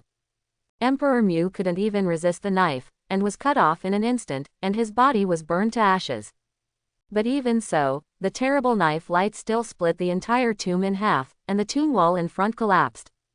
All the bricks and stone pillars in the tomb turned into rubble and dust, and a terrifying and hideous gully more than 1 meter deep and more than 10 meters long was left on the ground. With one knife, the tomb collapsed, and Emperor Mu himself turned directly into ashes. Shock. Unbelievable. Unprecedented. Looking at this scene, everyone was stunned, their throats bulged, they swallowed subconsciously, and their eyes almost popped out. Is this a tomb robber or a demolisher? Such a large tomb is almost collapsed and turned into ruins. It is because Ji Chengge held back just now that nothing happened to the top of the tomb, otherwise they would all be buried alive in this tomb. It seems he is really dead. Such a terrifying Emperor Mu couldn't resist Mr. Gu's move, and even turned into ashes directly. When Wu Sangxing and his nephew, as well as Pan Zi and Da Viper, looked at Ji Chengge again, in addition to shock and disbelief, they were also in awe. It would have been fine if they didn't know before, but now they really saw Ji Chengge's move and the strength he showed, they couldn't help but be in awe. He killed Emperor Mu with one knife, and the knife mark was so deep that it was more than 10 meters long, and the tomb almost collapsed. Can humans still possess this kind of power? Even the special effects in movies and TV dramas are not so terrifying, right? At this moment, even the little brother was shocked beyond words, staring at Ji Chengge with his eyes fixed, trying to recall something, wanting to understand from his memory what this power that does not belong to humans is all about. But no matter how he recalled, he had no memory of Ji Chengge and that kind of power. Even if he burst out with all his strength, making the Qilin blood boil and bursting out the Qilin vision of burning wind and stepping on fire, I am afraid it is not as good as it. Master, is this a flame knife? At this time, Fatty Wang, who finally came to his senses, stuttered and looked at Ji Chengge's back, still with a look of shock and disbelief. Master's divine power, today is simply shattered. That kind of bloody and fierce creature can't even stop the master's knife, and it is completely turned into ashes. Who else in this world can fight with the master? Hu Ba took a deep breath and said in amazement. Is this the flame knife used by the master? Seeing it today is like a frog in a well seeing the moon in the sky. Ji Yuyi was in a trance, muttering to himself, as if he had realized something, and then closed his eyes to comprehend it carefully. Ji Chengge slowly put down his arm, turned around calmly and looked at Hubba Yi and others, smiled faintly and said, you should remember this knife in your heart. If you can understand it, it will be of great benefit to your practice. Yes, master, I will remember it. Hubba Yi and Fatty Wong nodded immediately and said solemnly, Mr. Gu, the scene just now was simply amazing. I have lived for decades and have seen many strange people, but compared with you, what is the difference between those people and ordinary people? At this time, Wu Sengxing sighed and came to Ji Yu Chang'e. His eyes were complicated, and his face was still a little shocked. Ji Yu, Mr. Ji Yu, are you a god? A giant sword that is more than 10 meters long and is made entirely of flames, what else can this be but a god? Wu Tianjun looked at Ji Yu Chang'e with admiration and awe, and in addition to amazement and disbelief, there was also a strong passion in his eyes. God. Ji Yu Chang'e shook his head. I am not a god, but just an ordinary person with strong strength. DB. Hearing this, Wu Sengxing and the others couldn't help but twitch their mouths slightly. Listen, Yan Shang, this is just an ordinary person. Then what are they? Trash. Okay. Compared to Ji Yu Chang'e, they seem to be no different from trash. Mr. Ji Yu, can I become your disciple? At this time, Wu Tianjun stared at Ji Yu Chang'e again with a fiery gaze, pleading. Nephew, what nonsense are you talking about? Wu Sengxing frowned and scolded in a deep voice. Although he was scolding, his face also had a hint of expectation. If the nephew could worship Ji Yu Chang'e as his master, he could also become such a powerful existence. The Wu family would be so angry that their ancestors would be smoking. Even if he could not become as powerful as Ji Yu Chang'e, as the master of the nephew, how could Ji Yu Chang'e ignore the affairs of the nephew? With Ji Yu Chang'e around, the Wang family and other organizations are all scum. When a person's power reaches a certain level, he can completely control everything. However, facing the expectant eyes of Wu Sengxing and his nephew, Ji Yu Chang'e slowly shook his head and said, Forget about becoming my disciple, I won't accept any apprentices. Although they had known that this would be the result, they still sighed in their hearts when they heard Ji Yu Chang'e say this. They could only blame themselves, the eldest nephew, for not having this good fortune. Let's go. Now that Emperor Mu is dead, we should continue to explore the depths of the tomb. Ji Yu Chang'e said calmly. But the little brother and the Teodi brothers. Looking at the little brother and Ji Yuyi who were still sitting cross-legged on the ground, Wu Tianjun looked embarrassed. These two people were seriously injured now, how could they continue? Nothing. However, the little brother who was sitting on the ground opened his eyes, stood up, and said expressionlessly. Menuping, you are still injured. Wu Tianjun looked anxious. It's okay, it doesn't affect you. The little brother shook his head. Master, I'm fine too. I feel much better now. Ji Yuyi also stood up and exhaled lightly. At this moment, he was indeed not as pale as before. Perhaps Ji Yu Chang'e's Junyuan worked, allowing him to recover from some injuries, and the true energy in his dantian also recovered a little. Ji Yu Chang'e glanced at the two of them indifferently, then nodded, then let's go. With his eyesight, he could naturally see that Ji Yuyi and the little brother were indeed fine. The little brother had the blood of a unicorn, and some injuries did not affect him. After all, he did not expose all his strength just now. As for Ji Yuyi, as long as he did not fight as fiercely as before, it would be fine. Let's go. The little brother spit out two words coldly, walked past the crowd, and walked directly to the front. But just after taking 2 steps, the young man suddenly stopped, turned his head and looked at Ji Yu Chang'e and said. It was not the real body of Emperor Mu who died just now, it was another him he transformed, even he himself did not know that he was not the real body. But now the clone he transformed died in your hands, his real body and Queen Mother of the West will never let you go. What? When the young man said this, everyone fell into dead silence. Menuping, what do you mean by this? The real body, the clone, and Queen Mother of the West are out. Could it be that Queen Mother of the West is not dead either? Yes, young man, and the clone he transformed. And he himself does not know. What is going on? Young man, please tell me more details. What is the situation? Where is the real body of Emperor Mu? Looking at the young man who fell into silence again, everyone asked anxiously. But the young man did not speak again, but just looked at Ji Yu Chang'e quietly.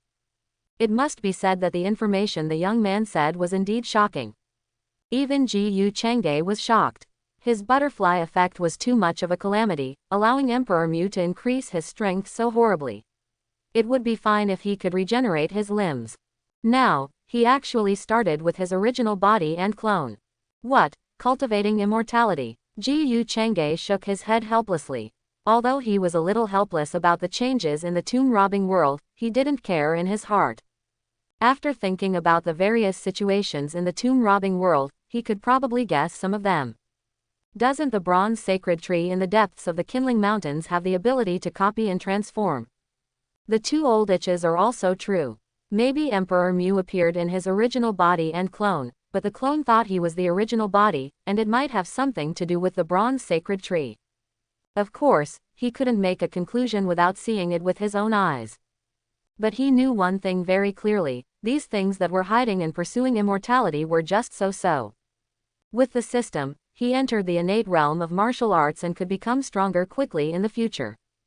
In his opinion, as long as the ancient gods did not descend, he would not care about other things, no matter if it was the Queen Mother of the West, Emperor Mu, or Wang Zhanghai, or even if the King Xian of Lingyun Palace was not dead. Because those things would never leave the ancient tombs or special places in order to live forever. When he went to those tombs, these things that had survived until now would all die.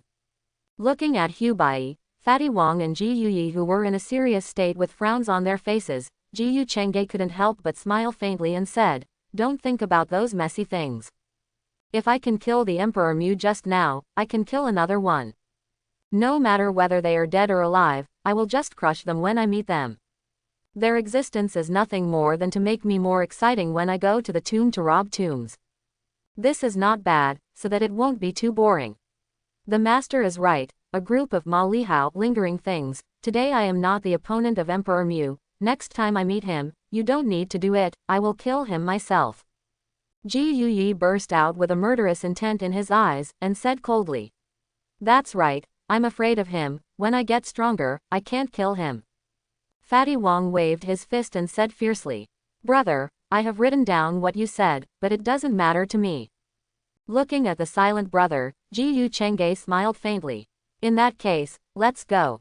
The young man nodded after hearing this, and turned to walk towards the dilapidated corridor in front. "This idiot ignored me," Wu Tianjun muttered, obviously still angry at the young man for ignoring him just now. "Okay, knowing too much about some things is not good for you." Wu Sangxing patted the back of Wu Tianjun's head and scolded with a smile. However, while he was talking, his eyes showed a hint of complexity. If it weren't for what the young man said just now, even he didn't know that the Emperor Mu was just a clone, or a replica, not to mention that the Queen Mother of the West was still alive.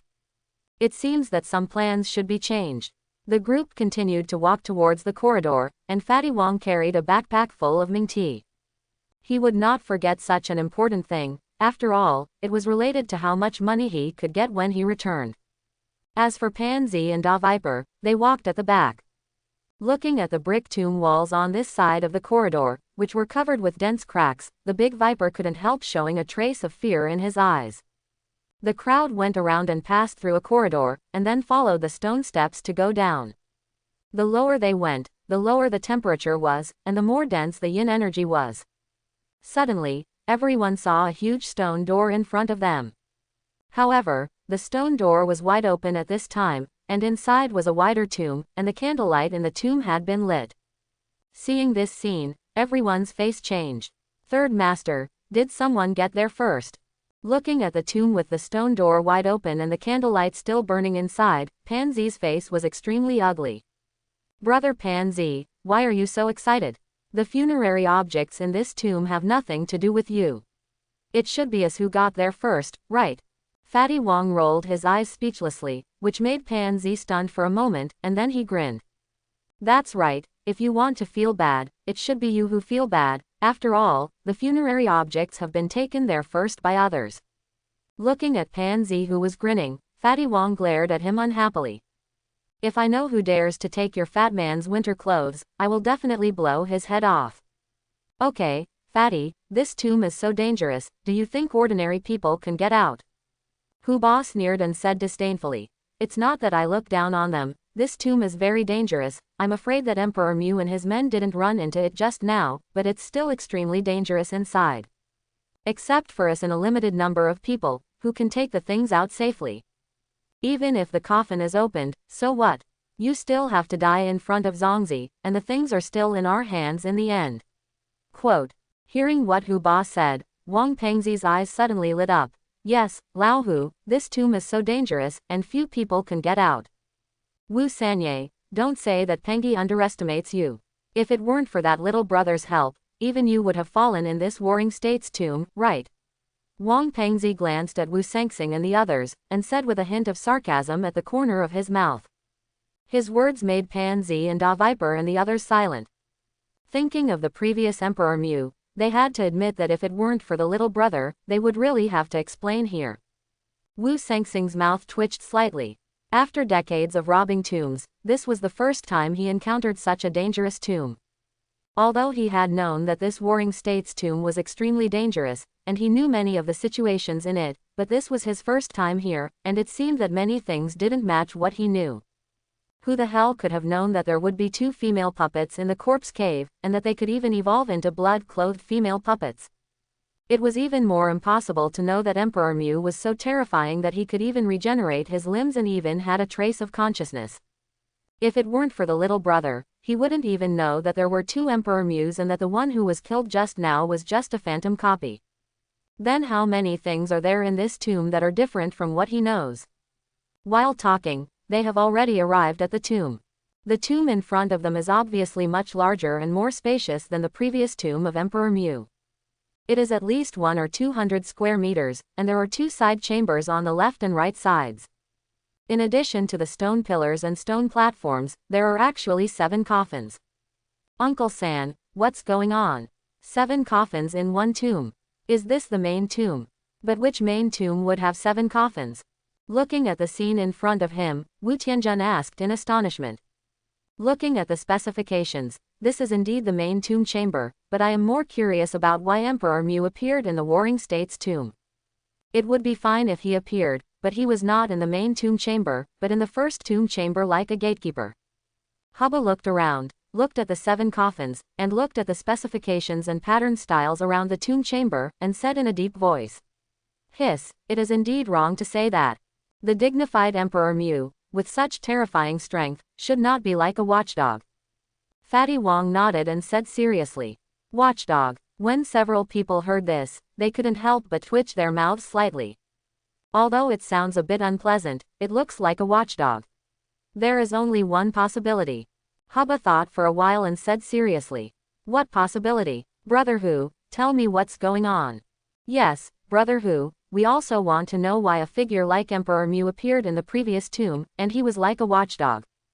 Hu Ba looked at Ji Yu Chang'e, then looked at everyone, frowned and said, perhaps this warring state's tomb is just used to cover up, or this tomb itself is fake. There is also a Western Zhou tomb hidden here. In other words, this was originally a Western Zhou tomb, but later a warring state's tomb was built. In this way, it matches the feng shui I saw before. The Western Zhou tomb is the tomb of Emperor Mu, and it was originally an imperial mausoleum. But later the feng shui was broken, and someone rearranged the feng shui formation, resulting in this being a royal tomb, which is comparable to the specifications of this warring state's tomb. But I am very curious about who pulled out such a terrifying existence as Emperor Mu from the coffin and placed him at the front of his tomb, guarding the door for him like a dog. Seeing Hu Bai frowning and telling everything about this tomb, Ji Yu Chang'e couldn't help but nod secretly. Hu Bai has indeed grown too fast, even he was a little surprised. Just relying on the power of feng shui and the understanding of the tomb, he guessed a rough idea. Such a meticulous person is indeed worthy of being the son of luck. As long as he is given a platform, given an opportunity, and helped to grow, his transformation is really shocking. Just like Wu Tianjun, now he is just a tomb-robbing rookie, who only knows some ancient characters and architecture, and nothing else. But who can know that in the future, this guy will be a terrifying evil emperor? He has laid out the overall situation, and even if he dies, the plan cannot be terminated until the Wang family headquarters is destroyed and the computing department is destroyed. But at this moment, the future evil emperor was completely shocked after hearing what Hu Bai said. Not only him, but Wu Sengxing and others were all surprised. Is there a hidden tomb here? Everyone turned their heads around to search, but found nothing. But we have to admit that Hubei's analysis is correct, because only this explanation can make sense. But where is the Western Zhou dynasty? Who dug out the Mu emperor from the coffin? Wu Sengxing was shocked, and when he looked at Hubei, he was also shocked. Where did this weird talent come from? Is the tomb robber so strong? In a few words, the truth was revealed. And this tomb in front of us looks like the main tomb chamber, but in fact it is a thing used to deceive people. Hubba stared at the 7 coffins with his eyes narrowed and said, the placement of these 7 coffins is the same as described in the 16-character Yin-Yang Feng Shui secret technique, which is the 7-star suspicious coffin. It is rumored that 6 of the 7-star suspicious coffins are fake, and only one is the coffin of the tomb owner. The other 6 are arranged with various mechanisms. As long as someone opens them, it will be a deadly situation. But since this tomb chamber is used to deceive people, I think these 7 coffins are all fake. In other words, none of them is the coffin of the tomb owner. Yes, no wonder I feel that these 7 coffins are familiar. It turns out to be the 7-star suspicious coffins. I have also seen these 7-star suspicious coffins in my grandfather's notes. When Wu Tianjun heard Hubba mention the 7-star suspicious coffin, he also looked enlightened and nodded repeatedly. You said you read your grandfather's notes so many times, how come you just remembered it now? Wu Sengxing glared at his nephew in annoyance, and he was good at hindsight. Ah, didn't I forget it too? Wu Tianjun touched the back of his head and said embarrassedly. Brother Hu, according to what you said, these 7 coffins are all fake, and they are all full of mechanisms. Pan Zi asked curiously. Hu Ba shook his head and continued. Fake is fake, but it doesn't necessarily mean there is no body, and there is not necessarily a mechanism inside. Maybe it is a zongzi, and once the coffin is opened, the body will rise.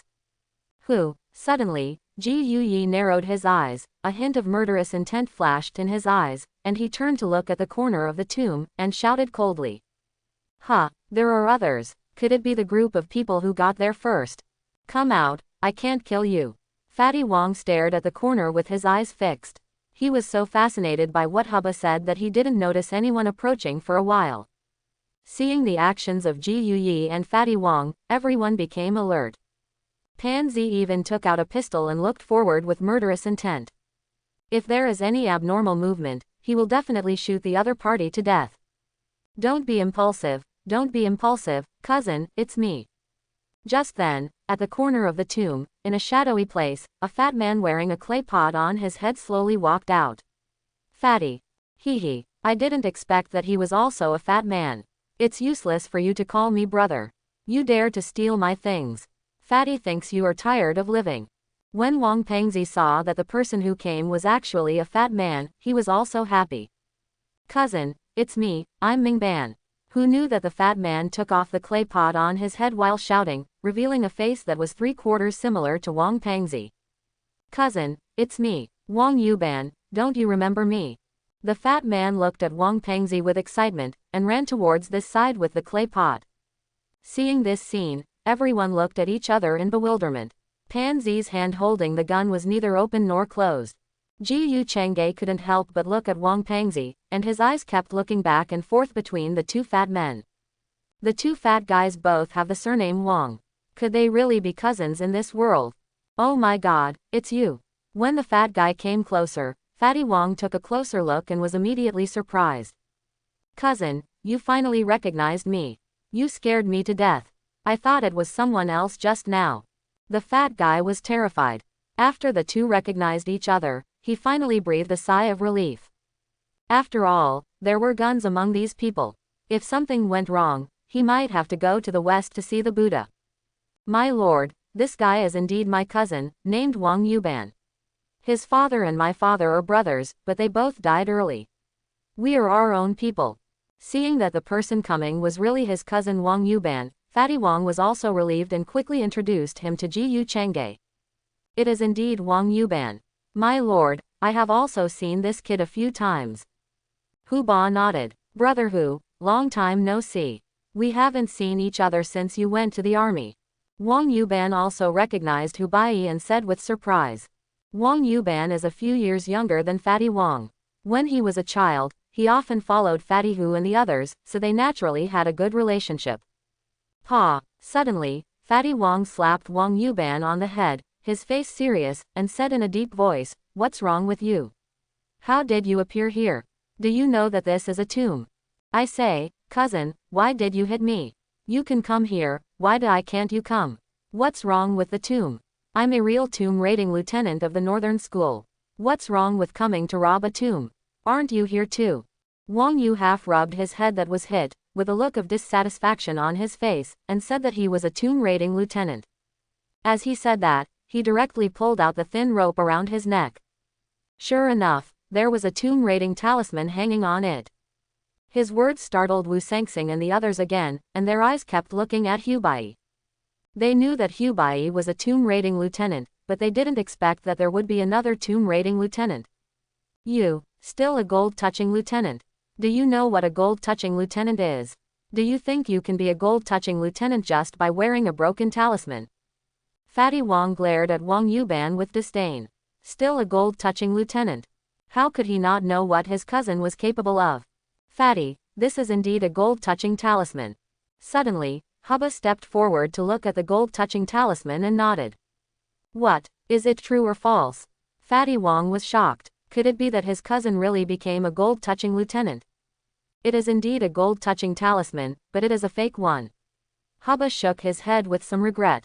If it were in the past, he really couldn't tell whether the gold-touching talisman was real or fake, but now that he has embarked on the path of cultivation and has achieved an astonishing level of understanding of the 16-character yin-yang feng shui secret technique, he can naturally tell the difference. What a pity. Although he has inherited the gold-touching lieutenant, he has never obtained the gold-touching talisman. Strictly speaking, he can only be regarded as half a gold-touching lieutenant. Fake. Wang Pengzi was stunned when he heard this, then he pulled the tomb-grabbing talisman off and glared at Wang Yuban unhappily. Did you hear that? This tomb-grabbing talisman is fake. You carry a fake thing with you. You are not afraid of death.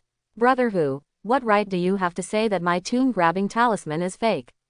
Wang Yuban said unconvinced. Old Hu is the descendant of the tomb-grabbing talisman.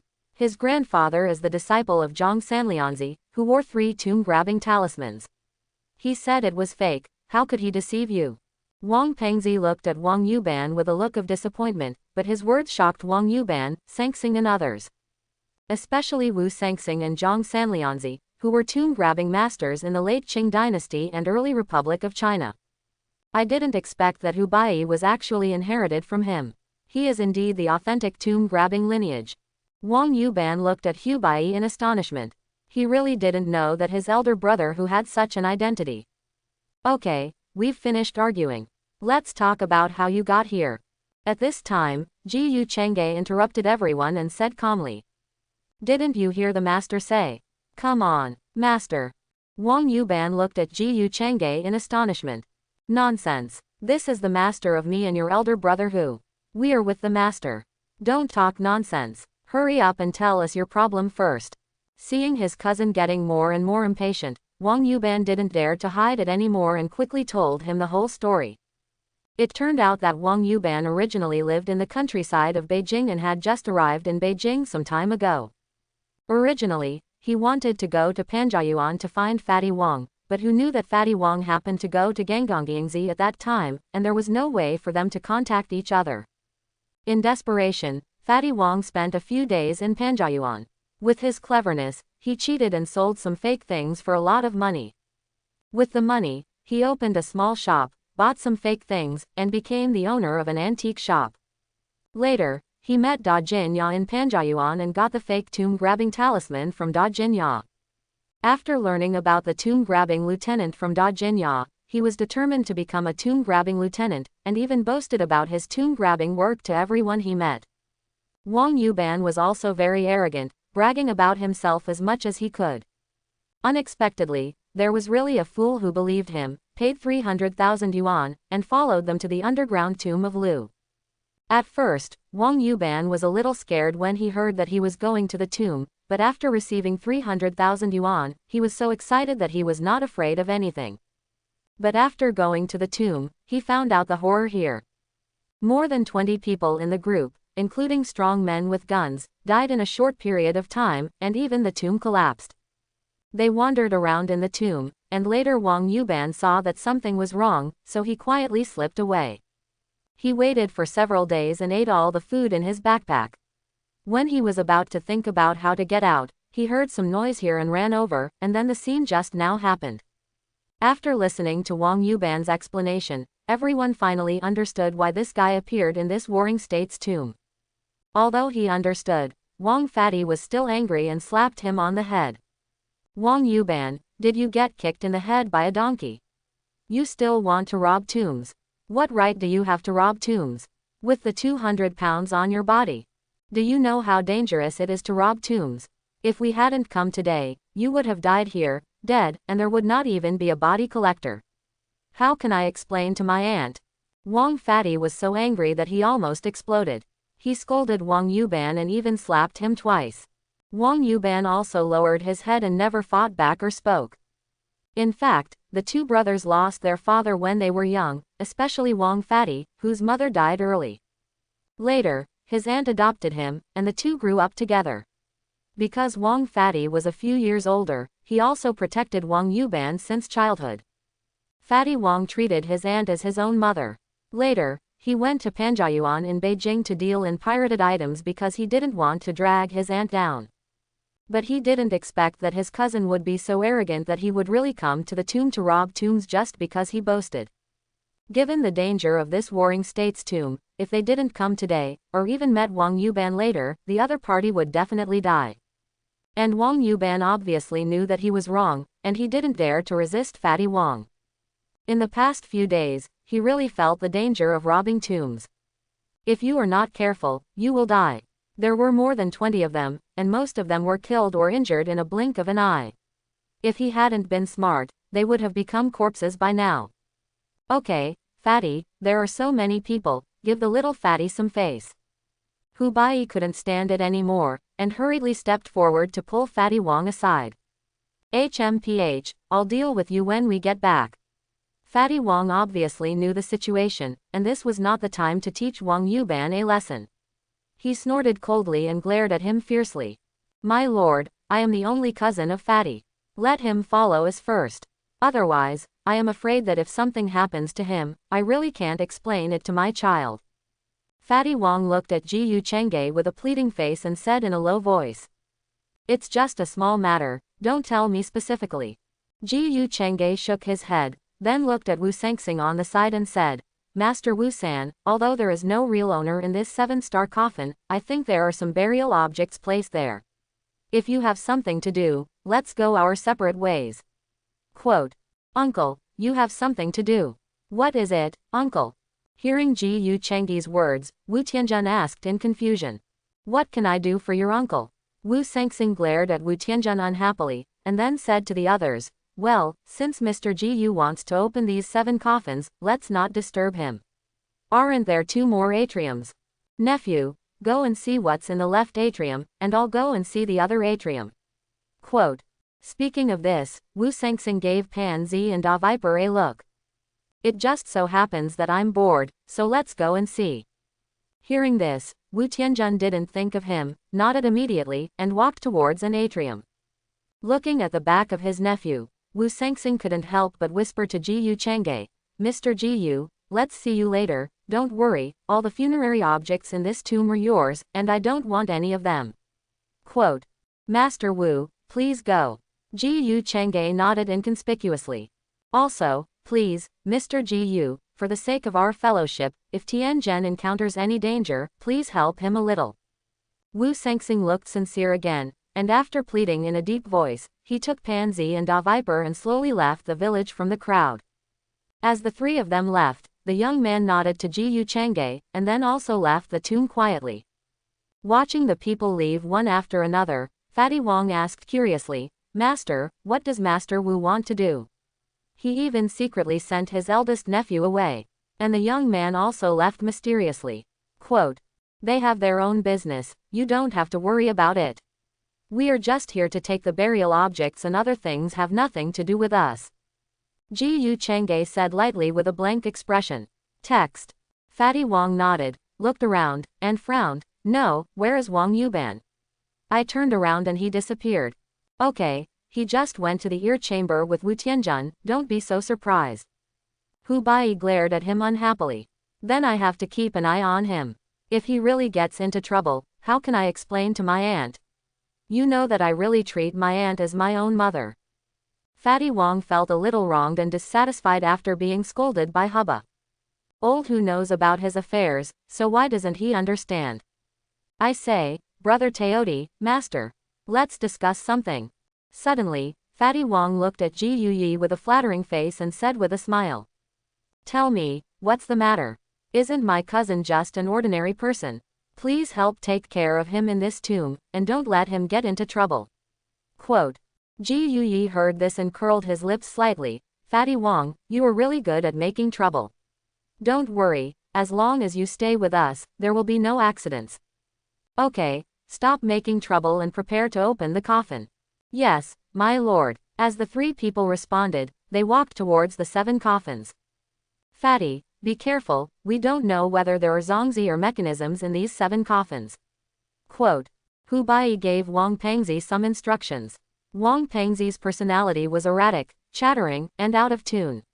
He was really afraid that something unexpected would happen. I say, Lao Hu, does Fatty make you so worried? Wang Pengzi retorted unhappily. As soon as he finished speaking, he slapped the lid of the coffin in front of him with his heavy palm. Crack, boom, the powerful force, with the effect of his palm, actually blew the coffin lid out directly and fell heavily on the floor tiles. Swish, swish, swish. However, at this moment, a series of arrows shot directly at Wang Pengzi as the coffin lid disappeared. The arrowheads of those arrows were still flashing with a faint blue light, which was obviously coated with a deadly poison. However, in the face of these arrows, Wang Pengzi's face did not change. His fat body actually leaned back and bent down, instantly avoiding the attack of the arrows. Hey, just some organs, you actually want to attack Fatty, it's really overestimating your own abilities. Quote. Fatty Wong smiled and saw that there was only a mechanism in the coffin and no body, so he walked towards the coffin next to him. Seeing this, Hu Bai couldn't help but shook his head and smiled helplessly. Crack, boom, Hu Bai blew away the coffin lid with a palm, but there was no mechanism in his coffin, instead there was a body wearing armor. On both sides of the body, there were some funerary objects. Bu. At the same time, Ji Yuyi also opened a coffin and found that there was no body except the mechanism. When all 7 coffins were opened, everyone found that 4 of the 7 coffins were full of mechanisms, and only 3 of them contained bodies and some funerary objects. Hehe, Lao Hu, why are you still standing there? Hurry up and put away the funerary objects. Quote. When he saw those funerary objects, the smile on Fatty Wang's face never disappeared. In his eyes, these were all money. While talking, Fatty Wang opened his backpack and began to put all the funerary objects in the coffin into the backpack. Interesting, it seems that the existence in these tombs has not only become much stronger, but even some details have changed. Quote. Looking at this scene in front of him, Ji Yu Chengge narrowed his eyes slightly, and a gleam of light flashed in his eyes. If he remembered correctly, in the original time and space, there was an open coffin in the 7 stars coffin. In addition to the owner in the coffin, there was also a foreigner who was dragged into the coffin and bitten to death. But the 7 stars coffin in front of him has never been opened, let alone other bodies. Mr. Gu, where are my third uncle and others? At this moment, Wu Tianjun, who had been studying in the ear chamber, suddenly walked out of the ear chamber. After seeing that there were only Ji Yu Chengge and a few others in the tomb, Hao Tianjun's face was full of doubts. I don't know. Ji Yu Chengge shook his head. I don't know. Wu Tianjun's face froze when he heard this, and then he showed an embarrassed smile and said, Mr. Ji Yu, don't joke. I'm not kidding. We were opening the coffin just now and didn't pay attention to your third uncle and others. They disappeared in the blink of an eye. Ji Yu Chengge said expressionlessly. He was not going to tell Wu Tian the truth. After all, this matter itself had nothing to do with him, so he was too lazy to get involved in those things. However, Wu Tianjun didn't believe a word of what he said. If he didn't know the strength of Ji Yu Chengge and his friends, he might still believe it. But these people were like gods. How could they not know that his uncle and his friends had left? It was obvious that they didn't want to tell him. Wu Tianjun looked at Ji Yuchengge's back with a face full of resentment, and didn't say anything, but he was mumbling in his mouth, and he didn't know what he was mumbling. Oh my god, cousin, brother who, these are all funerary objects. Compared with Wu Tianjun, Wang Yuban's attention was completely attracted by the two backpacks full of funerary objects in Wang Pengzi and Hu Bai's hands. Looking at the full backpack of funerary objects, Wang Yuban's mouth was almost grinning to the back of his ears. Little fatty, stop looking, these things don't belong to you. Fatty Wang opened Wang Yuban's hand with a look of disdain and said unhappily. Hee, cousin, yours is mine, right, brother who? Wang Yuban smiled. His cousin got so many good things, and as a cousin, he should get a share, right? Little fatty, your brother is right, these things really don't belong to you. Quote. Listening to what Fatty Wang said, Wang Yuban was slightly stunned, and then subconsciously looked at Ji Yuchengge beside him. 1,000 years have passed, and we are not living in ancient times, how can there still be the title of master? Even if my brother and brother who are following others, they should not be called master, right? Wang Yuban, Fatty tells you that you'd better put away your evil thoughts and not be disrespectful to the master, otherwise even if you are Fatty's cousin, Fatty will break your legs. Seeing the look on Wang Yuban's face, as his cousin, how could Fatty Wang not see what the other party was thinking, and he quickly scolded him. Master, my cousin has never seen much of the world and is ignorant. Please don't bother with him. Ji Yuchengge waved his hand and said calmly, in fact, I wanted to tell you all a long time ago that you can just call me boss in public. This way, it won't easily attract other people's attention. Hearing what Ji Yuchengge said, Ji Yuyi and the other two immediately showed a hint of hesitation on their faces. But after thinking about it, the three of them finally nodded in agreement. Respecting the opinions of all the bosses, I will call you boss instead of master. In vain, Ji Yuchengge raised his eyebrows and looked at the three coffins with corpses. I saw that at some point, around the three coffins, wisps of black evil spirits lingered, and were rapidly merging into the bodies of the corpses. The corpses are rising. Looking at the three corpses, Ji Yuchengge narrowed his eyes and said coldly. What? The corpses are rising. Big Zongzi. When Wang Yuban heard what Ji Yuchengge said, the others didn't react, but he panicked immediately. He grabbed Wang Pengzi's arm and said in panic, Cousin, the corpse has risen, what are you waiting for? Run quickly. As he spoke, he pulled Wang Pengzi and ran away, and did not forget to shout to Hu Bai next to him, Brother Hu, run quickly, these big Zongzi are monsters, if we don't run, we will all die. Wang Yuban was really terrified. Before, he only heard Da Jinya brag about the existence of Zongzi in the world, but he never believed it. But after following the group of people down to the tomb, he saw with his own eyes how the big Zongzi brutally killed those people. Invulnerable to swords and guns, powerful, and with a body. These are all synonyms for big Zongzi. After finally surviving for a few days, he met his cousin again, and now there are Zongzi, how can he not panic?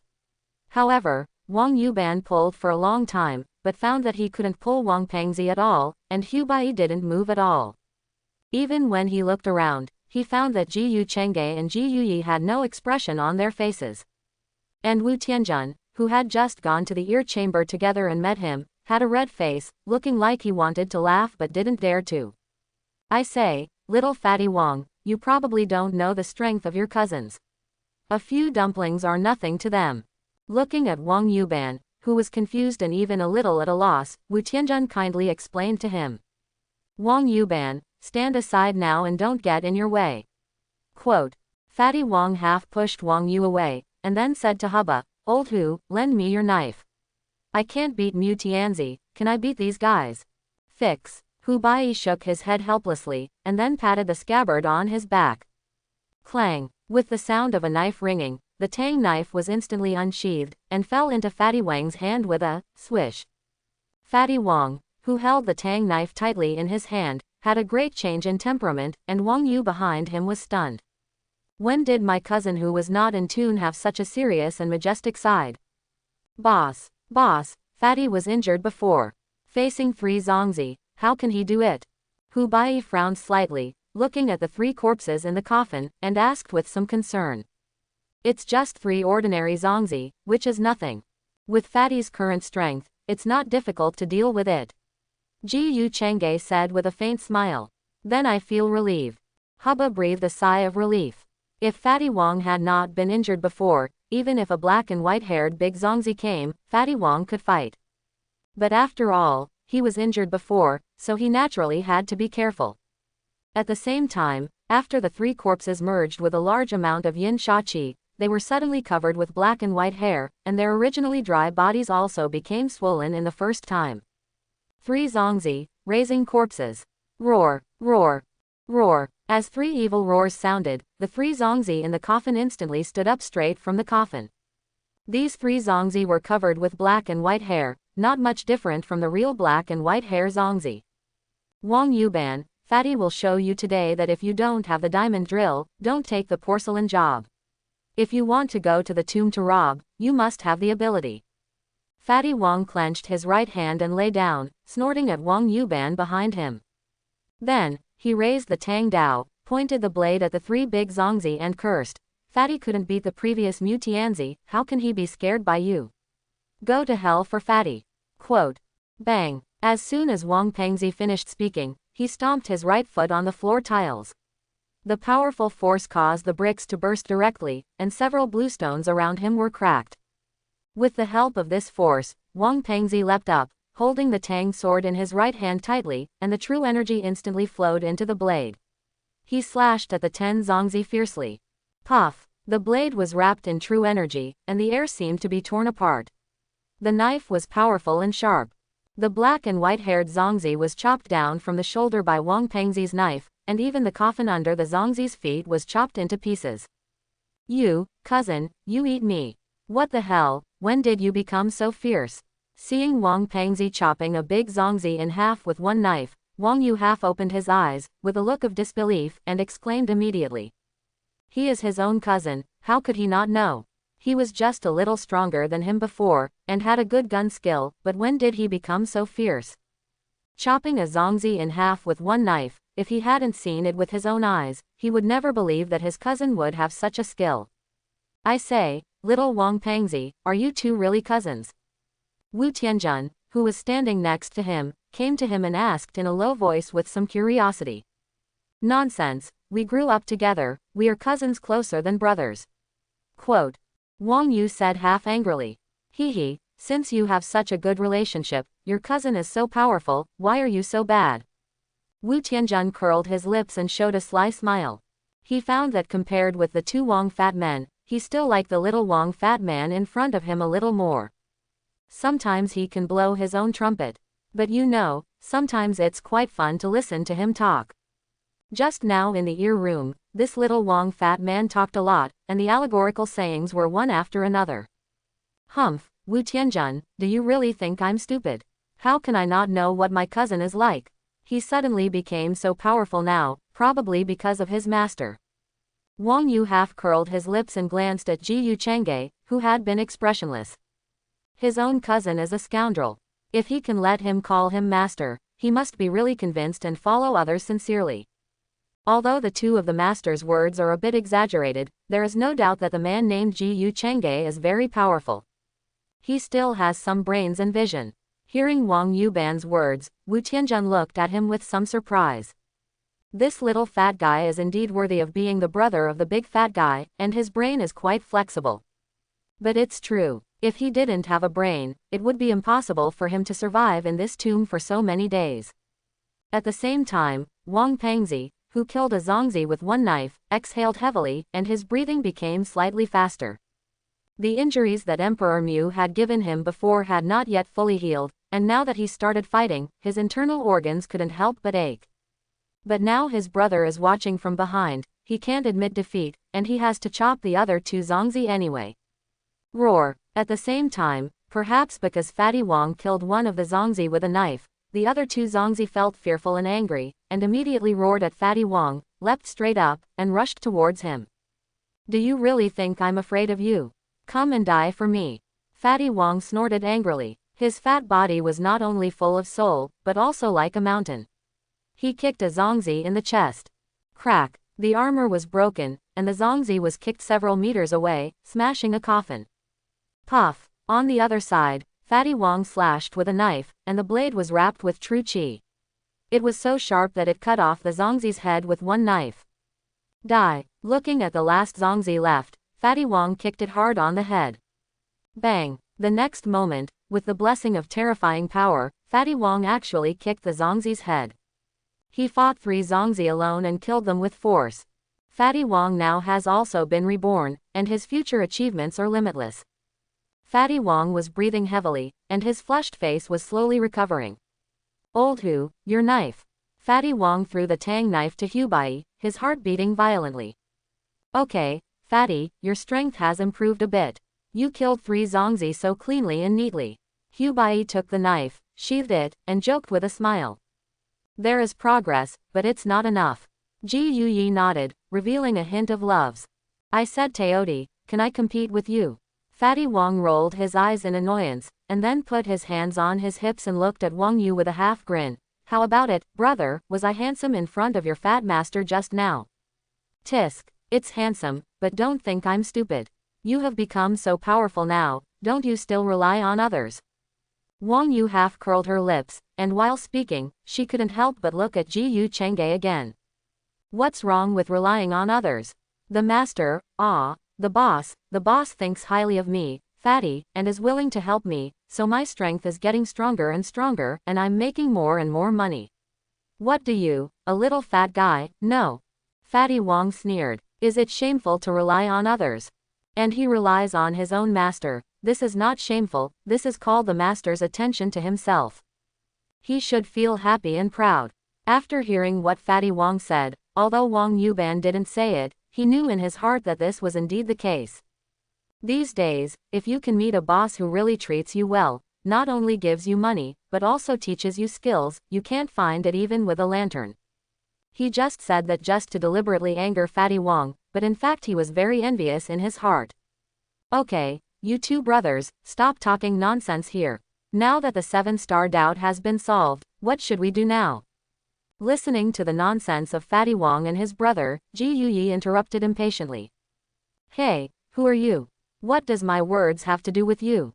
Wang Yuban said unconvinced. Duh. Wu Tianjun rolled his eyes speechlessly and stepped back silently. This little fat guy has no control over his mouth. He says whatever he thinks. Now he dares to confront Teodi. Isn't this courting death? Ji Yuyi smiled slightly and looked at Fatty Wong and said, Fatty, this is your brother. I teach him a lesson. Do you have any objection? No, I don't have any objection. This kid just deserves to be punished. Fatty Wong shook his head repeatedly. It's better for Wang Yuban to be beaten than for him to be beaten. Well, I won't make it difficult for you. Ji Yuyi nodded and walked towards Wang Yuban with a cold smile on his face. What do you want to do? Wang Yuban's heart was filled with alarm, his face changed drastically, and he turned around and ran without thinking. However, before he could move, Ji Yuyi had already grabbed his neck with one hand, lifted his 200 pounds of body in his hand, and walked towards the ear chamber step by step. Quote. Stop hitting, I was really wrong. Woo. Brother, come and save me. Listening to the series of miserable wails coming from the ear chamber, Wu Tianjun shuddered directly, and hurriedly hugged himself with both hands, mourning for Wang Yuban in his heart. As for Fatty Wong himself, he felt a little distressed at first, but later he became happier and happier as he listened, and Hubba couldn't help but twitch his mouth when he saw it. Ji Yu Chengge shook his head and smiled helplessly. These guys went to the tomb and robbed the tomb, and they could still do so many things. After a while, Ji Yuyi rubbed his wrist, walked out of the ear chamber slowly, and smiled at Wang Pengzi. Fatty, you should not say that this little fat guy is thick-skinned and hard to beat. Behind him, Wang Yuban came out with a bruised face and a whole circle bigger than before. Looking at Ji Yuyi's back, he was afraid and dared not speak, so he had to lower his head and kept silent. Seeing Wang Yuban's appearance, Wu Tianjun and others almost couldn't help laughing, which made Wang Yuban glare at them. Okay, stop making trouble. Hu Bai coughed, looked around and said, this tomb chamber looks like the main tomb chamber, but in fact it is used to cover up the real Western Zhou tomb. There must be a mechanism nearby, which should lead to the Western Zhou tomb. Look for it at home. Quote. Hearing Hu Bai's words, everyone nodded and began to look for the mechanism. Ji Yu Chang'e narrowed his eyes slightly. In his memory, there seemed to be a mechanism here in the original time and space. But now with his arrival, the butterfly effect has not only made some of the evil spirits more powerful, but even the details have changed. So even he himself can't be sure whether the mechanism is still there, or whether the mechanism has completely changed. But for Ji Yu Chang'e, these are secondary. With his current strength in the innate realm, his perception ability is enough to cover a radius of 100 meters, and any slight movement will not escape his eyes.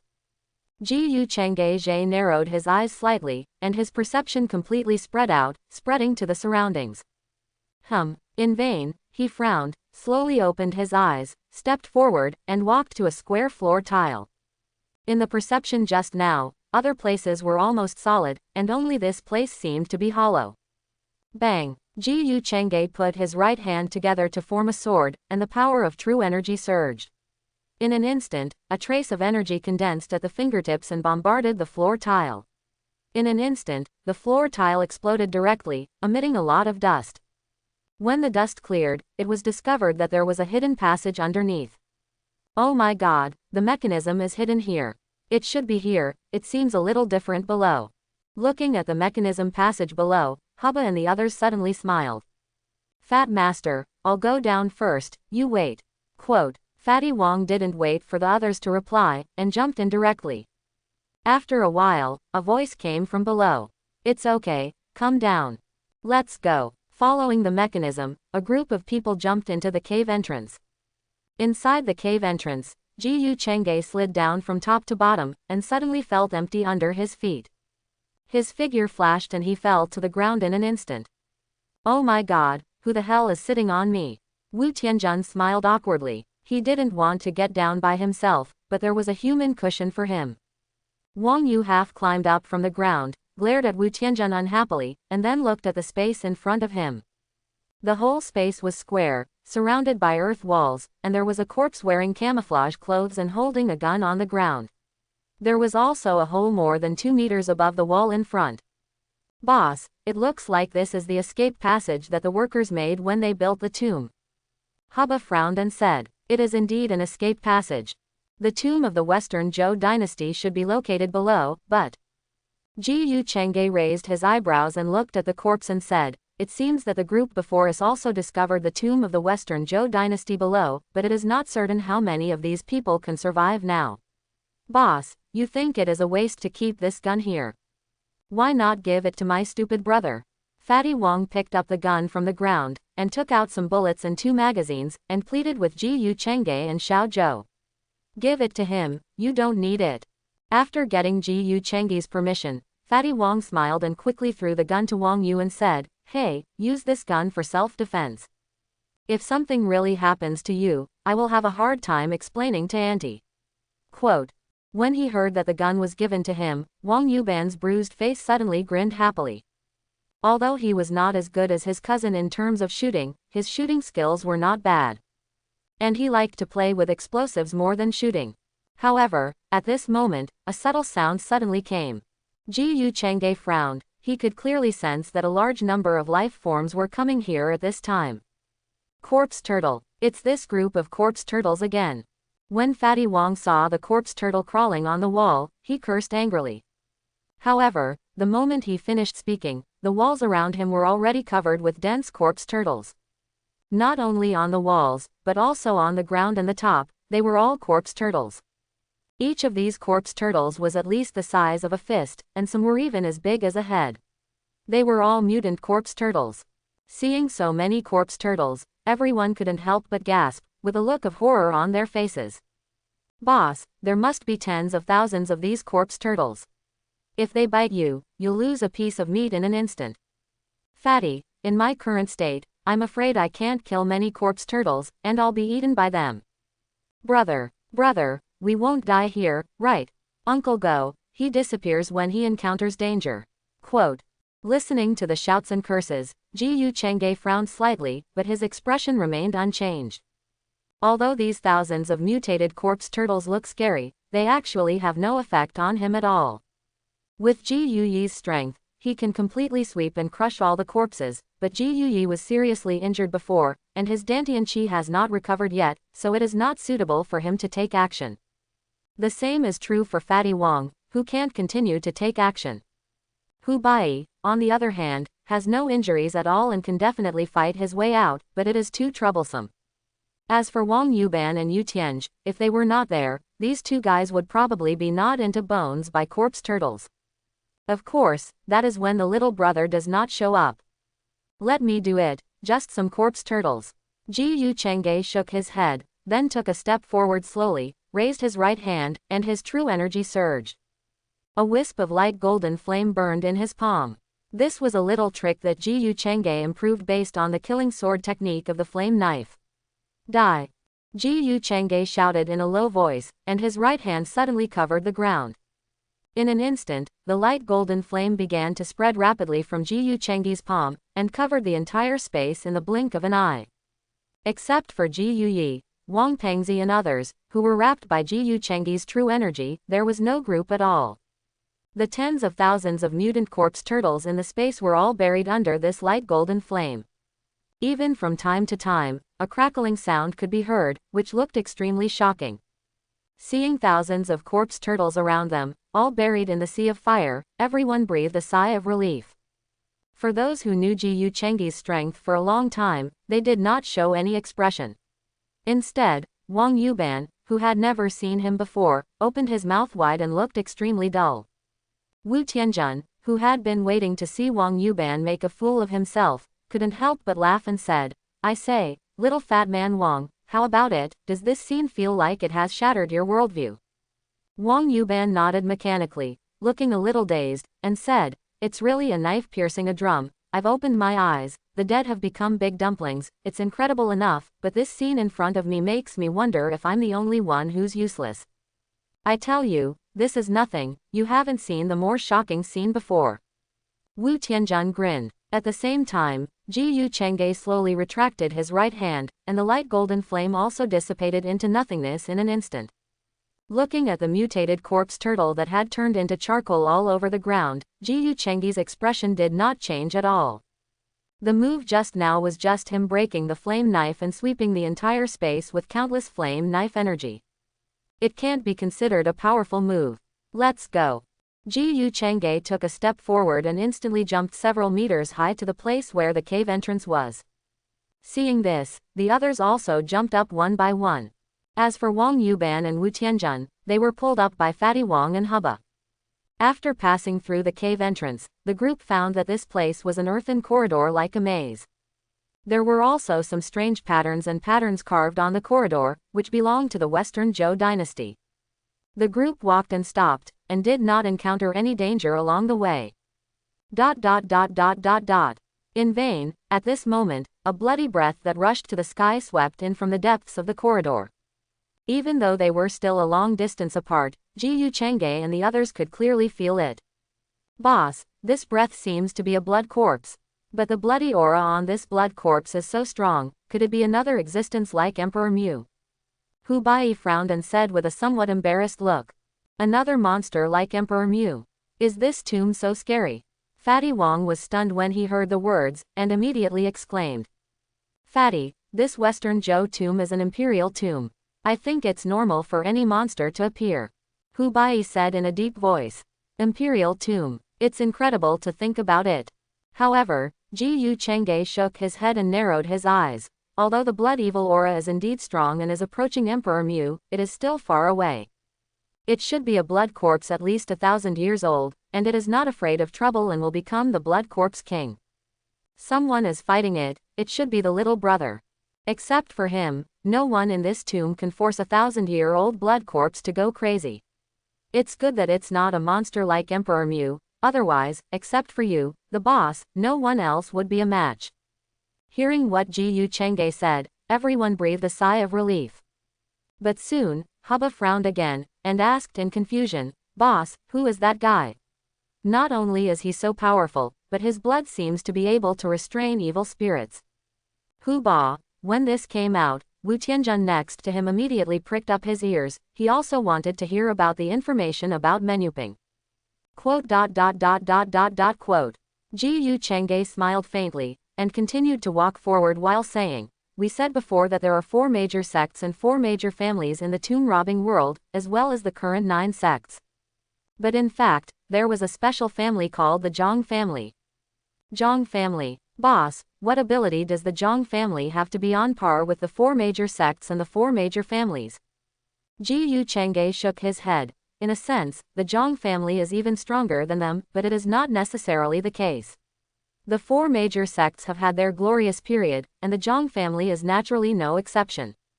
The Zhang family has undergone various trainings since childhood. Not only are they all very skilled, but they are also proficient in tomb-robbing techniques. The fingers of the Zhang family are somewhat different from those of ordinary people, especially the 2 thin and long fingers, which can only be obtained after extremely painful training since childhood. Its name is 2-finger caving. The double-finger cave exploration is also known as the Fa Chu finger, which is the skill of the Fa Chu lineage. I am afraid that some members of the Zhang family have become Fa Chu Tiangguan in the past, so they left some of their members behind. In addition, the Zhang family also has a special bloodline. The more core the family members are, the thicker the bloodline is. Its name is the Qilin bloodline. Qilin blood can restrain evil spirits, drive away snakes, insects, rats and ants, and is immune to all poisons, so the Zhang family can often walk on flat ground in the tombs. If a member of the Zhang family has impure blood, the Qilin bloodline will mutate into Chongqi. In addition, they all have a tattoo on their bodies. Either Qilin or Chongqi. The Qilin blood flowing in the little brother's body is extremely thick. Quote. After listening to Ji Yu Chengge's introduction, everyone finally understood how powerful the Zhang family was. Even a member of the Zhang family had once served as the general of the Fa Chu, which was really incredible. Especially the Qilin blood, which made everyone envious. It can overcome evil spirits, drive away snakes, insects, rats and ants, and be immune to all poisons. How could they not envy it? If they also have such magical blood, then it would be very easy for them to rob tombs. Buzz. Suddenly, a sound of breaking through the air came from behind. Pa. Ji Yu Chengge frowned, and his left hand stretched out in an instant, grabbing a green hand that wanted to attack him. Oh my God, what is this? What kind of monster's hand is this? Why is it green all over? When they saw the green strange hand, everyone exclaimed, looking puzzled and surprised. No, this is not a hand, it seems to be a vine of some plant. Suddenly Hubba's face changed, and he said in surprise. It is indeed a vine. Quote, let's follow it and we should be able to find our final destination. Ji Yu Chengge relaxed, and the green monster-like hand disappeared in front of him with a swish. Ji Yu Chengge took a step forward and instantly moved dozens of meters horizontally, chasing the vine closely. Others followed him when they saw this. After a few breaths, a light suddenly came from the end of the passage ahead. And the place where the vine disappeared was exactly the entrance to the cave. Hydra Cypress. Ji Yu Chengge narrowed his eyes slightly. He had already completed 2 of the 3 check-in locations for the tomb of King Lu. Only the last check-in point was left to complete it completely. And the last check-in location was on the bronze coffin in the cypress pole. He was very curious about what reward the system would give him after completing the check-in this time. Swish. Thinking like this, Ji Yu Chengge took another step forward, and subconsciously used the immortal step. He could only hear the sound of the wind, and in an instant, he crossed a distance of dozens of meters and arrived at the entrance of the cave. Standing at the entrance of the cave, Ji Yu Chengge could clearly see that there was a huge cave in front of him. The entire cave occupied an area of no less than 2 football fields. There were many holes on the walls around the cave, and he was in one of them. In the center of the cave, there was a huge ancient tree. The ancient tree was lush and leafy, nearly 100 meters high, even taller than some skyscrapers. And this ancient tree was the Hydra Cypress. On the branches of the Hydra Cypress, there were things wrapped in vines, like huge meatballs. Looking carefully, it was found that there were mummies in it. This place is full of evil spirits, especially the 9-headed snake cypress, which is so dense that it is unimaginable. At the same time, there is a stone platform under the cave, and 2 corpses are placed on the stone platform. The 2 corpses, one male and one female, are dressed in ancient costumes, lifelike, as if they are just sleeping, not dead. Zap! Suddenly, a subtle and almost inaudible sound came from the 9-headed snake cypress to Ji Chengge's ears. Interesting. I didn't expect that there are still living people on this snake cypress, but who is the other party? Ji Chengge raised his eyebrows, curious in his heart, stepped forward, and instantly came to the voice. I saw a faint heartbeat coming from the object wrapped in vines in front of me. Zap! As if sensing someone approaching, the person inside once again called for help. Woman! Ji Chengge's eyes flashed with a gleam of light. The woman who could appear in the tomb of King Lu, could it not be her? Out of curiosity, Ji Chengge put his 2 fingers together and slashed with one finger. The terrible power of true essence surged, bursting out with a stream of energy, easily cutting off the vines one by one. At the same time, a woman suddenly fell down and landed in his arms. Ka! However, before he had time to take a closer look at this woman, he saw dozens of vines of hydra cypress sweeping towards Ji Chengge. Looking for death, Ji Chengge's eyes flashed with a cold light, and his right hand flipped, and a tang sword instantly appeared in his palm. Swish swish swish. As the tang sword flew across the sky, dozens of vines were cut off by the sword energy in an instant. At the same time, countless vines around were directly turned into dust in front of the sword energy. Even the sword energy was flying and fierce, leaving one hideous sword mark after another on the trunk of the hydra cypress. This hydra cypress has grown here for more than 2,000 years, and has already developed some intelligence. In the past 2,000 years, it has encountered powerful beings, but never as terrifying as Ji Chengge. Facing Ji Chengge holding a tang sword, the hydra cypress was scared, the trunk was trembling, and the vines quickly moved away, not daring to get close. Seeing this scene, Ji Chengge smiled coldly, then took a step forward, his figure floating like a fairy, and landed in the cave from dozens of meters in the air. It was not until then that he could see clearly what the woman in his arms looked like. The woman looked to be in her 20s, very beautiful, wearing a leather jacket and leather pants, with half-long hair tied in a ponytail, looking very capable. Could this guy be Aining?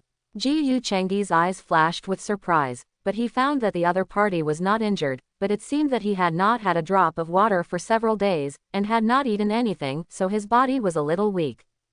Thinking of this, he directly took out a bottle of water from the system space, fed the other party a little, and put it aside and didn't care about it anymore. He glanced around, but didn't care about the 2 ancient corpses that were still lifelike on the stone platform, but looked for a mechanism on the stone platform. Found it. Ji Chengge's eyes lit up, and he took a step forward, came to a protruding stone, and then stepped on it. Crack, crack, boom. Accompanied by the sound of iron locks, a huge bronze coffin was pushed out directly from the huge 9-headed snake cypress pole. This bronze coffin is about 3 meters long, nearly 2 meters wide, and nearly 1 person tall. I don't know whether it is King Lu or the Tai Miansheng. Looking at the bronze coffin in front of him, Ji Chengge was a little curious. Although in the original time and space, it was said that Tai Miansheng dragged King Lu out of it and lay in it himself, but the notes were full of pits, and no one knew what the real situation was. But no matter what it is, it doesn't mean much to Ji Chengge. He doesn't pursue the immortality that those people pursue. Moreover, with his current breakthrough to the first level of innate cultivation, his lifespan has reached an astonishing 150 years. As his cultivation level increases, his lifespan will inevitably increase. With the system, he will be able to communicate with the gods through martial arts and become an immortal through martial arts. Live as long as the heaven and earth. No, it is not impossible to be immortal in the future. The immortality of this world is not even qualified to enter his eyes. Buzz. Ji Chengge took a step forward, leapt up directly, and stood on the lid of the bronze coffin. The moment he stepped on the bronze coffin, the familiar system voice sounded in his mind again. Ding, found a sign in location, on the top of the bronze coffin. Host, do you want to start signing in? Sign in, Ji Chengge said without any hesitation. Ding, signing in is starting. Ding, signing in successfully. Ding! Congratulations to the host for completing the bronze coffin signing in task. Do you want to receive the signing in reward? Hearing the successful signing in voice from the system in his mind, Ji Cheng's mouth could not help but curl up slightly. Atex. Ding! Congratulations to the host for receiving the signing in reward. Great Devouring Evil Secret Technique. Great Devouring Evil Secret Technique, from a certain high martial arts world, a kind of magic secret technique that can devour all the evil spirits in the world to improve one's own cultivation, and can also use evil spirits to hone the body. Listening to the introduction of the system in his mind, Ji Cheng's brows first frowned slightly, but soon stretched out, revealing a touch of joy. I didn't expect that this signing in would actually give me such a secret technique, devouring evil spirits to improve cultivation and hone the body. Where else in this world can the yin evil and blood evil spirits in the major tombs be more dense? For Ji Chengge, this is indeed an excellent secret technique. After all, he will definitely go to various tombs to sign in the future.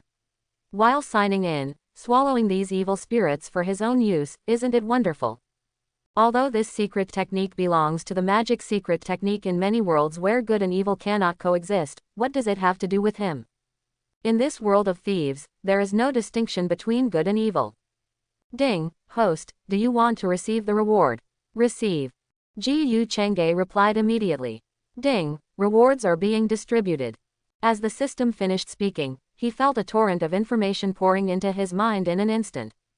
The torrent of information turned into words, constantly circling in his mind, and was finally absorbed by him. Since I am now in the tomb of King Lu, it's a good opportunity to try this great swallowing evil secret technique. Ji Chengge's eyes flashed, and then he immediately sat cross-legged and started to use the great swallowing evil secret technique. Con. In an instant, the yin evil spirit in the entire cave began to be drawn towards where Ji Chengge was. Strands of yin sha qi merged into the body, constantly washing and tempering the body, and then being refined into the power of the true essence. As the yin sha qi was refined into the true essence and merged into the dantian, without the slightest discomfort, Ji Chengge was delighted and once again accelerated the speed of swallowing the yin sha qi. For a moment, countless yin sha qi surged in at a very fast speed, even wrapping up Ji Chengge's body, forming a huge oval black yin sha qi aggregate. I hope everyone will support it and subscribe more.